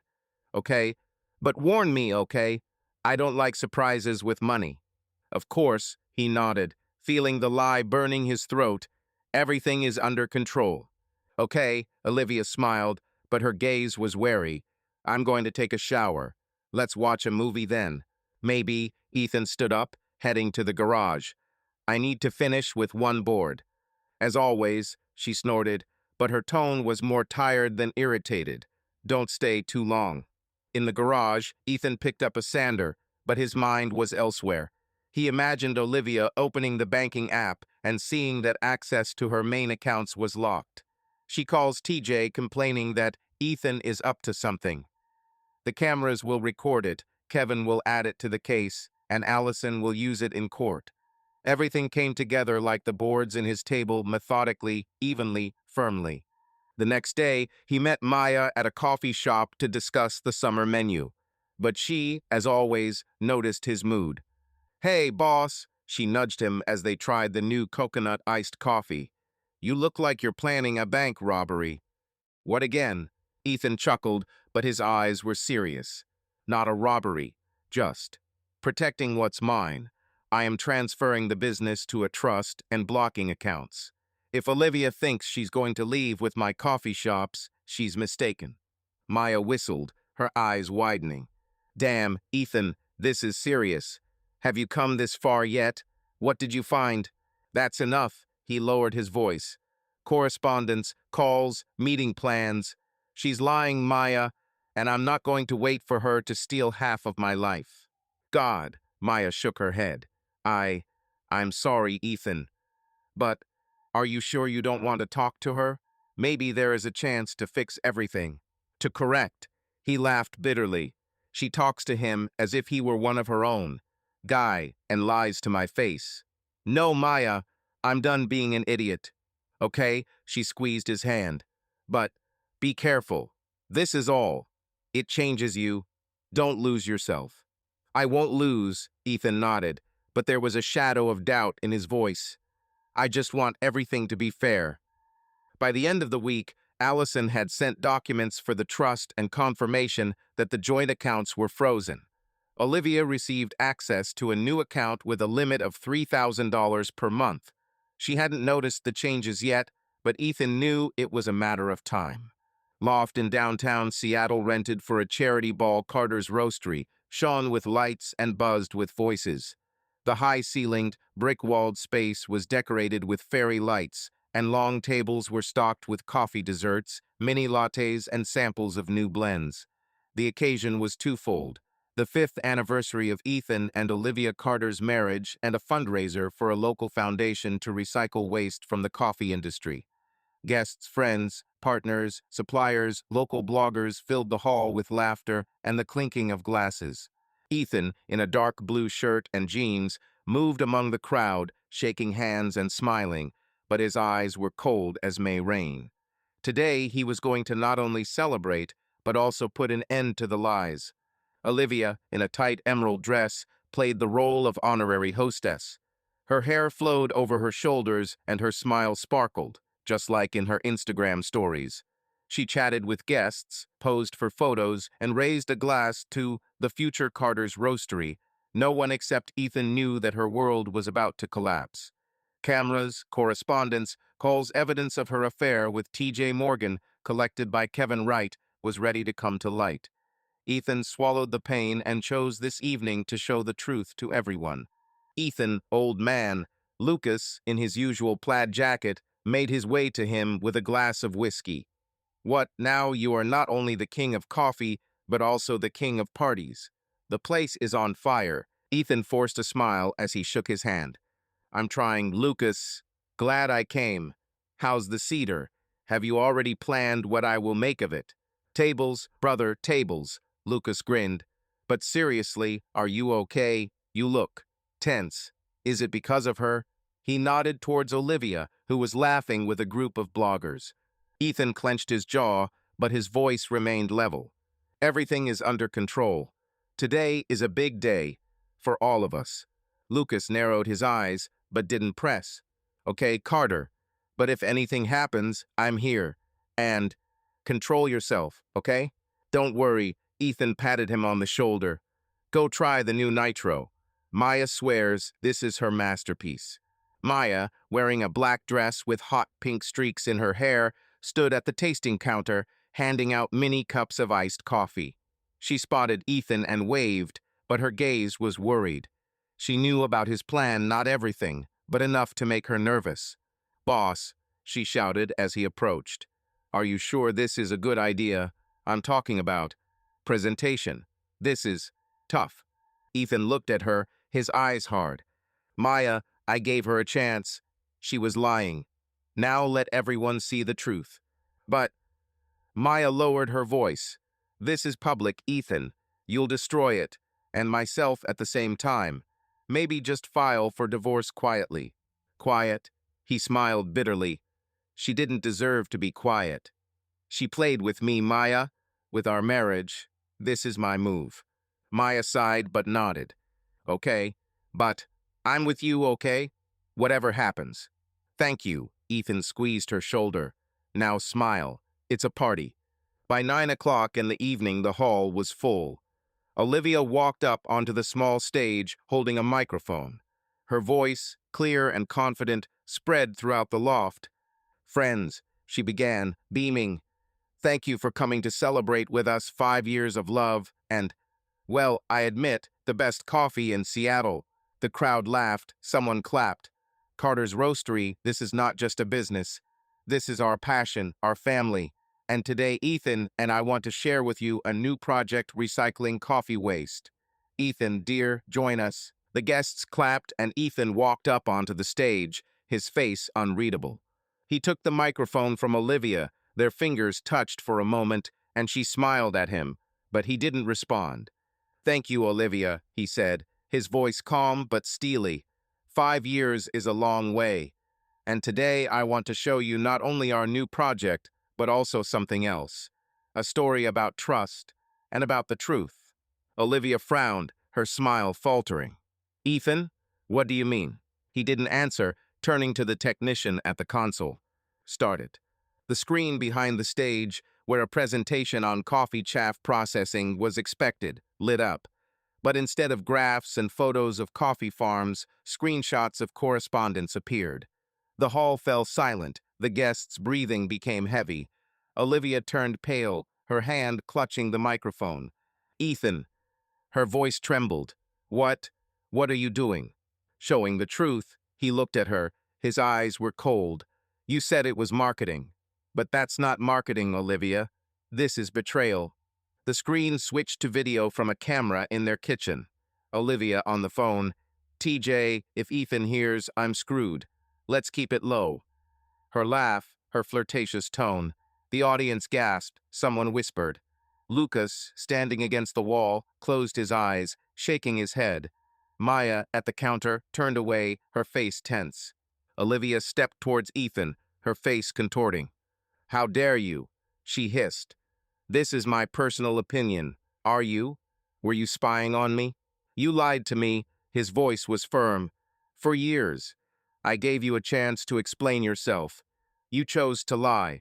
Now everyone knows who you are. You will destroy us. She almost screamed, her eyes filled with tears. This is our marriage, Ethan, our life. You ruined it. He stepped closer, his voice lowering. When I started with him, when she laughed at me, it's your choice, Olivia. The guests were silent, their faces a mixture of shock and awkwardness. Some turned away, others stared at the screen where the video was looping. Olivia threw the microphone onto the stage. It fell with a crash, and she ran away, her heels clicking on the floor. The loft doors slammed behind her. Ethan turned to his guests, his chest heaving. I'm sorry about that, he said, his voice calm, but there was pain in it. But the truth is more important. Enjoy your evening. Coffee at my expense. He stepped off the stage, ignoring the whispers and glances. Lucas caught up with him at the exit, grabbing him in behind the shoulder. Damn, Ethan, his voice was hoarse. It was like a nuclear strike. Are you okay? No, Ethan looked at him, his eyes empty. But I did what I had to do. God, brother, Lucas shook his head. What now? Now? Ethan smiled bitterly. Now I'm filing for divorce. The morning after the coffee ball in Seattle was gray, as if the city was mourning broken illusions. The rain fell non-stop, washing away the traces of the previous evening, but Ethan Carter did not feel relieved. Olivia's public exposure on stage, where instead of a presentation on coffee processing, guests saw her correspondence with TJ and camera footage, left a void in him. He stayed up all night, sitting in his garage, sanding a walnut board until his fingers went numb. But now, with the first rays of light, he was ready to finish what he started.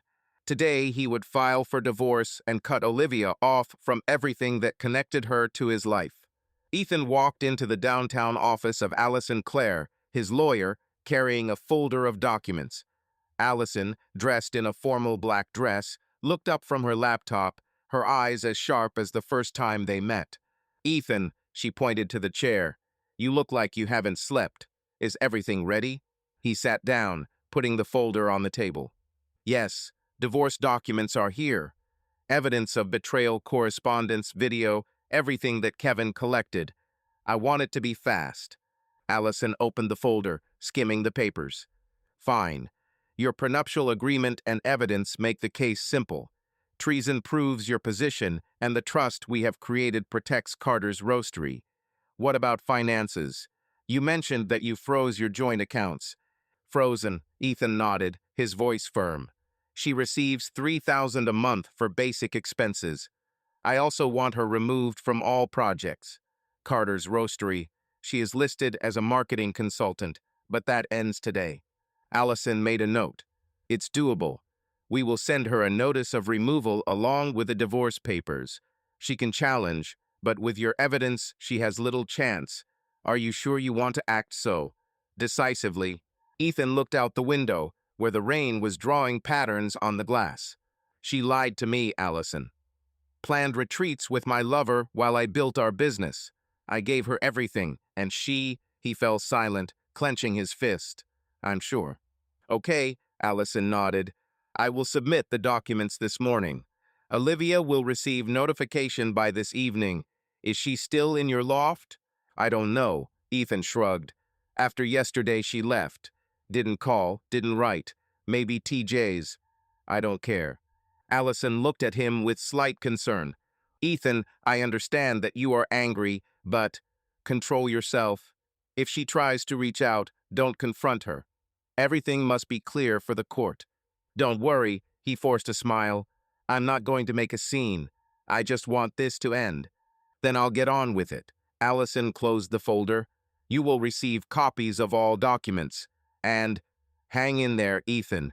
It's a hard process, but you're doing it right. Thank you. He stood up, shaking her hand. Let me know when she receives the papers. Leaving the office, Ethan headed to his coffee shop on Pike Street. The room was full, despite the early hour, and the smell of freshly brewed espresso relieved some of the tension.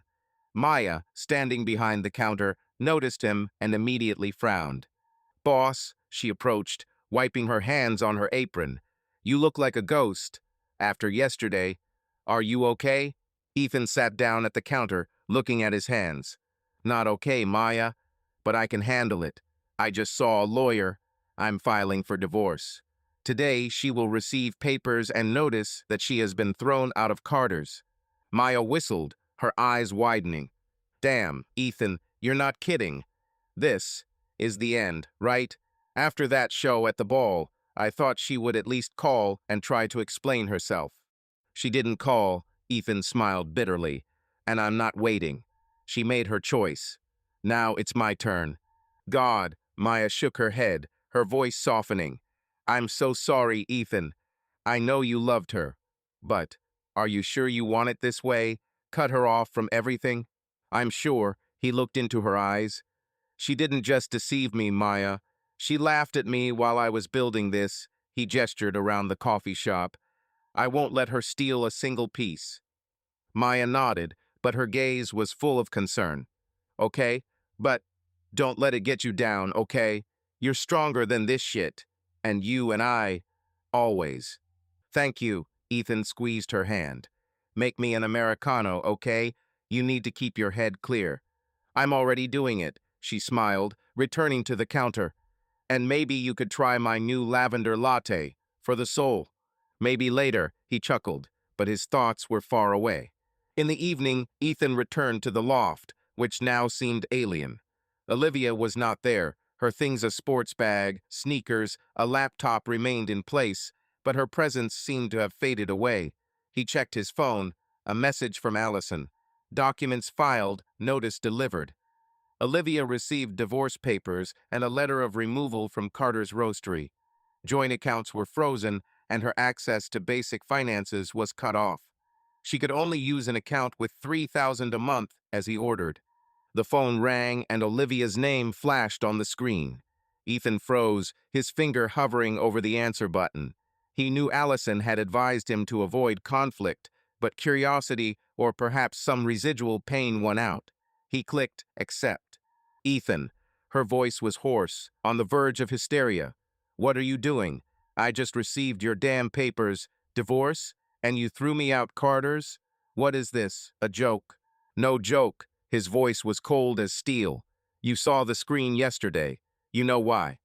You humiliated me in front of everyone, she almost screamed.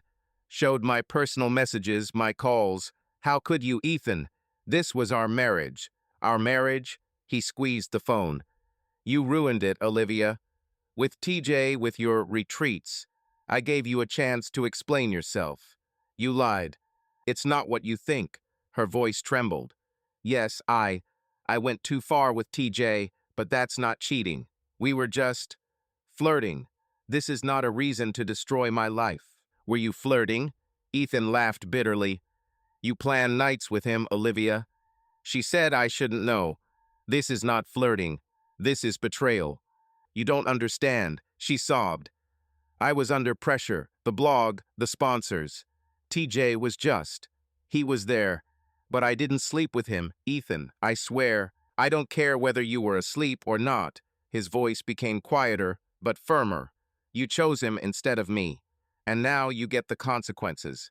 Consequences? She gasped. You froze my cards. I can't even pay for my car rental. $3,000 a month? Are you serious? I'm your wife, ex-wife, he corrected. And $3,000 is more than you deserve. You won't touch my business, Olivia, and you won't get a penny more than what I gave. You're a monster, her voice broke. I'll find a lawyer. I will challenge this. You can't just throw me out. Try it, Ethan shrugged. I have proof. The court will see them, and I've already seen all of Seattle. She fell silent, only her heavy breathing could be heard through the tube. "I loved you, Ethan," she finally said, almost in a whisper. "How could you do this to me?" "I loved you too." His voice trembled, but he continued, "But you chose to lie. Goodbye, Olivia." He hung up without letting her answer. The phone fell onto the couch, and Ethan covered his face with his hands, feeling the pain and anger fighting inside. He filed for divorce, cut her off from money, from business. But the victory did not bring joy, only emptiness. He later called Lucas, who answered after the first ring. "Carter." Lucas' voice was alarmed. "I heard you put on a show yesterday. How are you, brother?" "Empty," Ethan admitted honestly. "I just filed for divorce." She received the papers. "And she called. She screamed and cried, but I won't back down." "Damn," Lucas sighed. "This is tough. But you're right. She left you no choice. What now?" "Now I'm waiting." Ethan looked at his hands, covered with shavings. "Court, division of property." "I protected the business, Lucas. She won't touch Carter's, but it doesn't feel like trouble." "I understand." Lucas lowered his voice. "Listen, come to me. Let's have a drink and talk. Or at least work on your desk. Don't sit alone. Maybe tomorrow." Ethan forced a smile. "Today I just want silence." "Okay," Lucas didn't insist. "But I'm here if anything happens. And you did the right thing, Ethan. She wasn't worth you." "Thank you." Ethan hung up, feeling his friend's words sink into his chest. Seattle woke up to rare June sunshine, beaming through the dusty windows of an abandoned warehouse in the Georgetown neighborhood.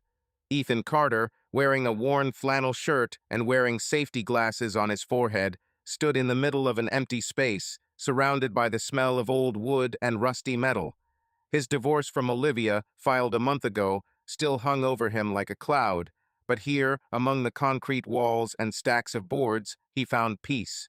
The warehouse, which he bought at auction for next to nothing, was supposed to become a showroom for his designer furniture, Carter and Timber.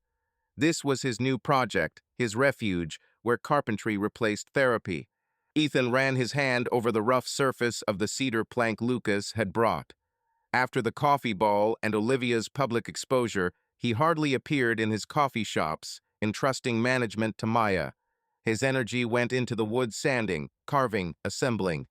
Every table, every chair became a way to drown out the pain that still aches in my chest. The warehouse door creaked open and Lucas walked in, carrying a toolbox. His beard was glistening with sweat, and he was holding a thermos of coffee in his hands. "Carter," he thundered, placing the box on the floor. "Are you officially a forest hermit now? This place looks like a set for an apocalypse movie." Ethan chuckled, wiping his hands on his jeans. "For now, yes. But give me a couple of months, and there will be a showroom here. I want to open it by autumn." "What did you bring?" "Cedar, walnut, some ash." Lucas opened the drawer, showing samples. "Everything as you asked. Plus coffee from your own coffee shop. Maya says you forgot what it smells like." "She's exaggerating." Ethan took the thermos, inhaling the aroma. "But thank you. How's it going on Pike Street?" "They're buzzing." Lucas shrugged. "Maya has everything under control, but she misses your nagging." "Seriously, Ethan, when are you coming back? Coffee is your soul." Ethan took a sip, looking at the stacks of boards. "Soon. But now, I need this. The tree doesn't lie, Lucas. Don't betray. It just is." Lucas frowned, his voice becoming quieter. "Look, I understand. After everything with Olivia, it sucks. But you can't hide in this barn forever. How's the divorce going?" "It's coming." Ethan put the thermos on the workbench. "Allison says everything is clear. Evidence of infidelity, prenuptial agreement, trust she will receive nothing more than $3,000 a month. She tried to challenge it, but her lawyer is weak." "Damn," Lucas whistled. "You really cut it off." "I heard she left Seattle. Like in Denver." "Let it be," Ethan shrugged, his tone cold. "I don't care where she is. The main thing is that it does not affect my business." Lucas nodded, but his eyes were worried. "Okay, brother, but don't get too hung up on it. You're building something cool here. Focus on this. What's the plan with the showroom? Ethan perked up, his eyes lighting up. I want this to be more than just a store. A space where people see the history of everything. Tables from old barns, chairs from shipboards, and maybe master classes. For teenagers, for example. Teach them to work with their hands. It's your way, Lucas smiled. Let me know if you need help. I'm not a master, but I can hold a hammer. It's covered. Ethan patted him on the shoulder. Now help me unload the boards. I want to start with a large table for the center of the room. They worked until noon, hauling boards and sorting them by texture. Ethan explained to Lucas his vision of the showroom. Exposed beams, warm lighting, a coffee corner with cars, Carter's roastery. It was his way of rebuilding himself, the way he built furniture, step by step, with patience. At lunchtime, the phone rang and Ethan saw Maya's name. He replied, wiping the sweat from his forehead. Maya, he said, smiling. What, the coffee shop burned down without me?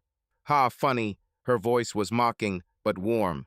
Everything is under control, boss. But I have a different point. Are you in your warehouse? Should I stop by? Yeah, in Georgetown. Ethan leaned against the workbench. What happened?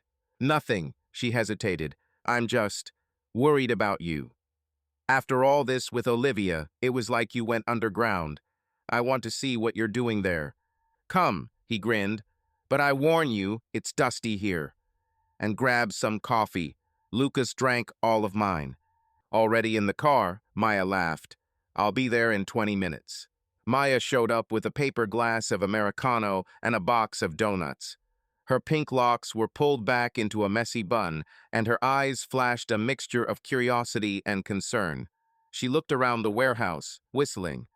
Wow, Ethan, she said, setting the coffee down on the workbench.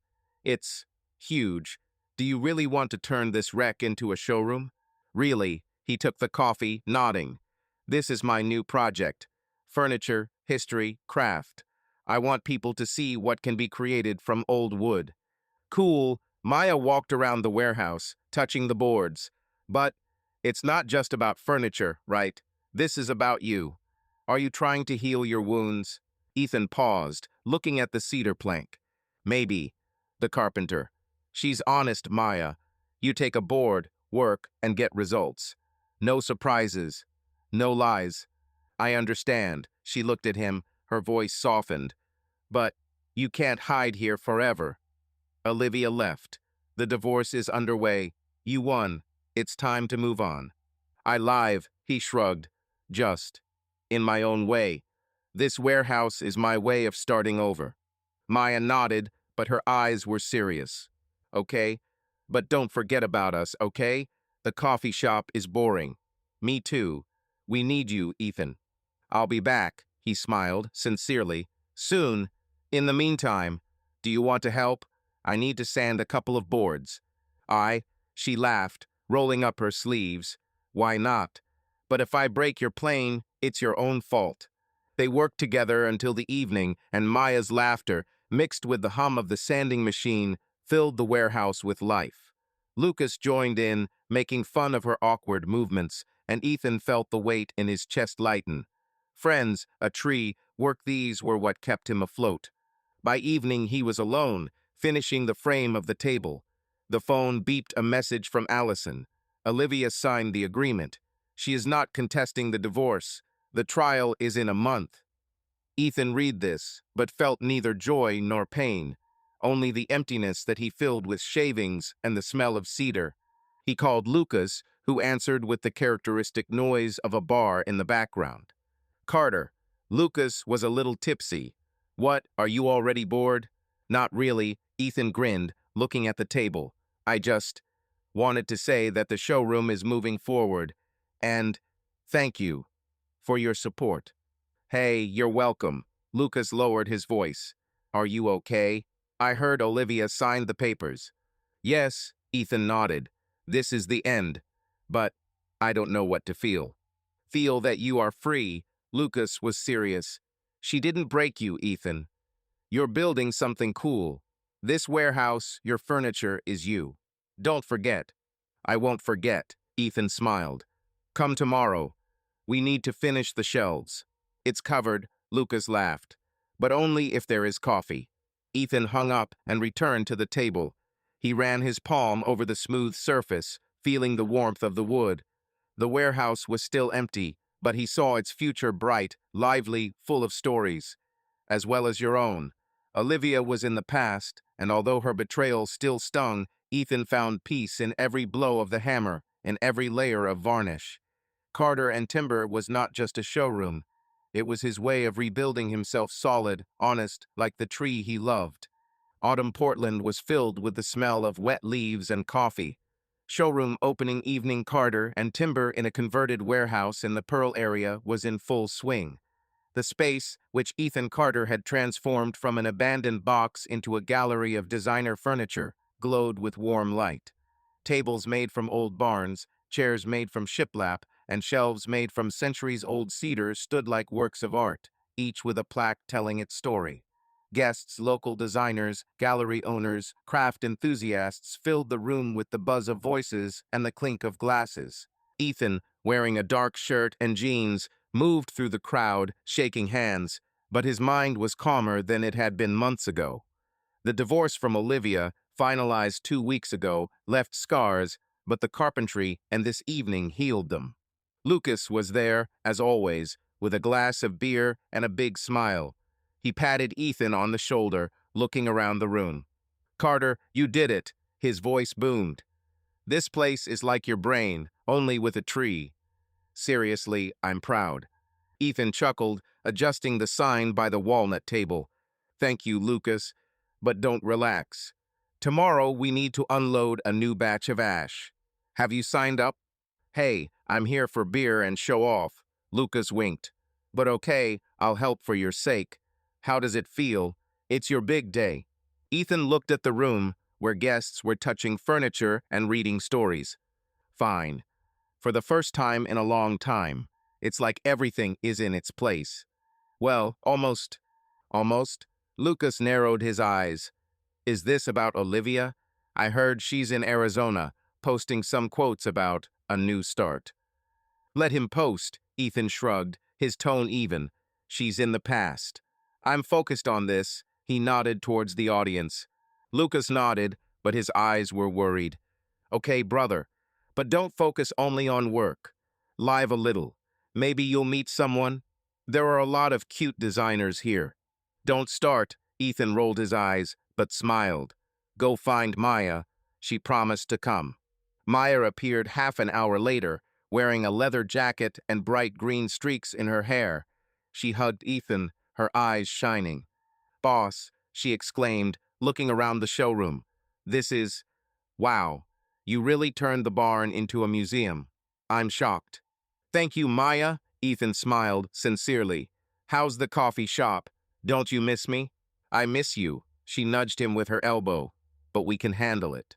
The new barista isn't you, but he's trying. And you? How are you, Ethan? Is it true? He paused, looking at the cedar table. Better. This showroom, it saved me, gave a goal. But it's still empty, you know? I know, Maya squeezed his hand, but you're on your way. And this place, it screams Ethan Carter. I'm proud of you. Thank you, he nodded. Come on, I'll show you my favorite table.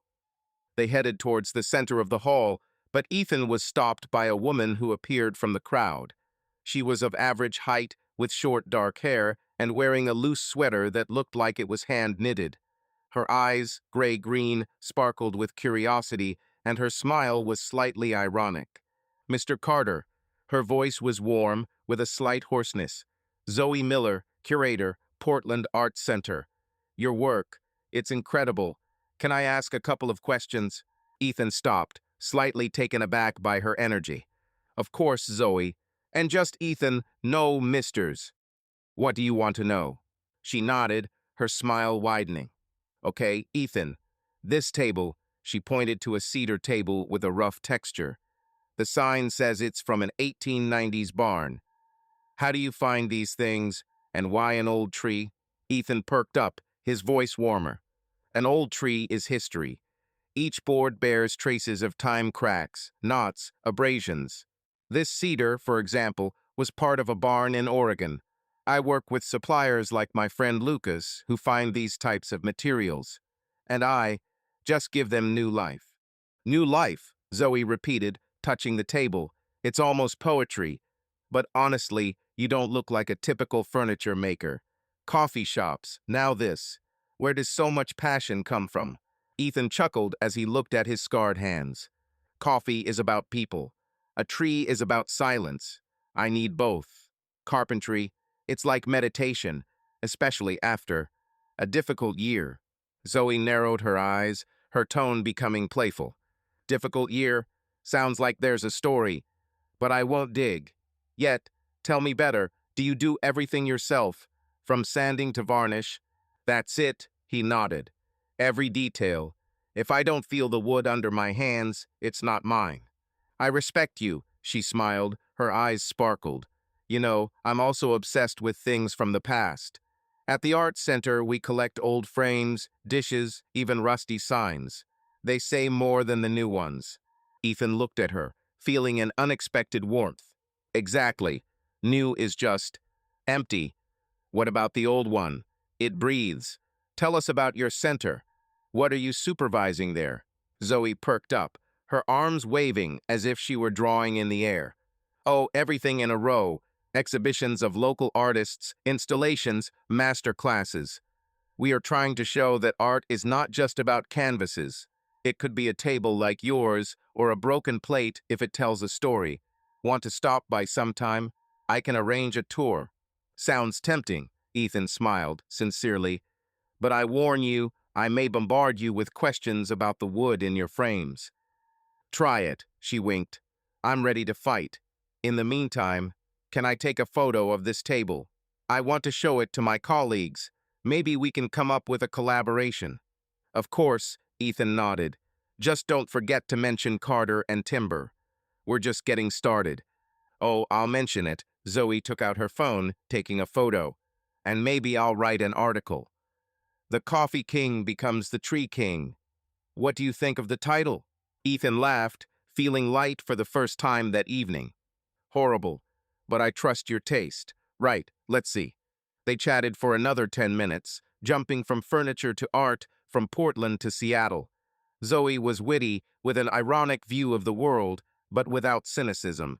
Her questions were sincere, and her laughter was contagious. Ethan found himself smiling more often than he was used to.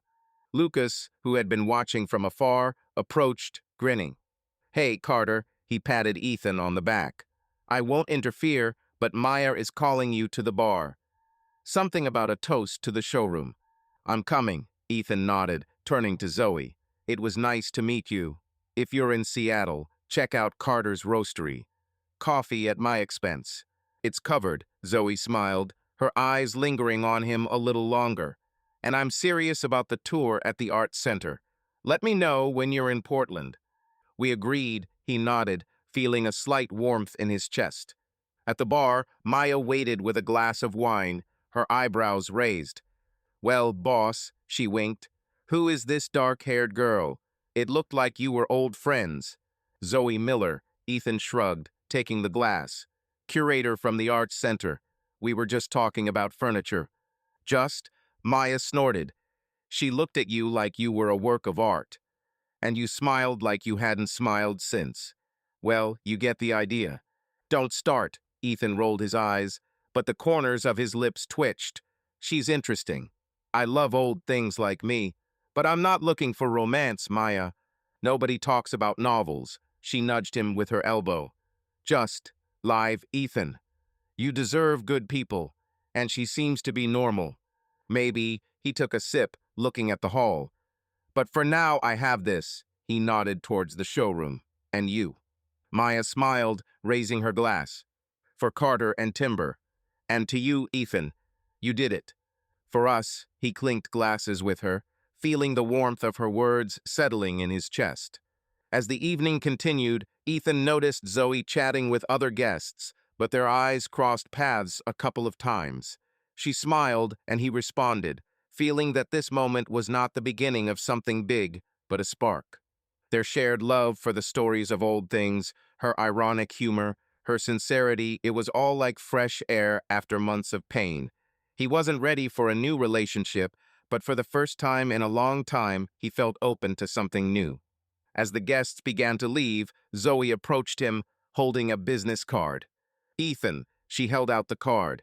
This is my contact. If you're in Portland, call. And this place is amazing. You should be proud. Thank you, Zoe. He took the business card, his fingers touching it. And I'm serious about coffee. Check out Seattle. Certainly, she smiled, her eyes sparkling. Good night, king of the tree. Calm down, curator, he laughed, following her with his eyes. Ethan stayed in the showroom until midnight, turning off the lights and checking tables. Zoe's business card lay in his pocket, as light as a promise. He didn't know if he would call her, but her presence, her words, her laughter left a mark, like a crack in a tree through which light shines. And that was enough.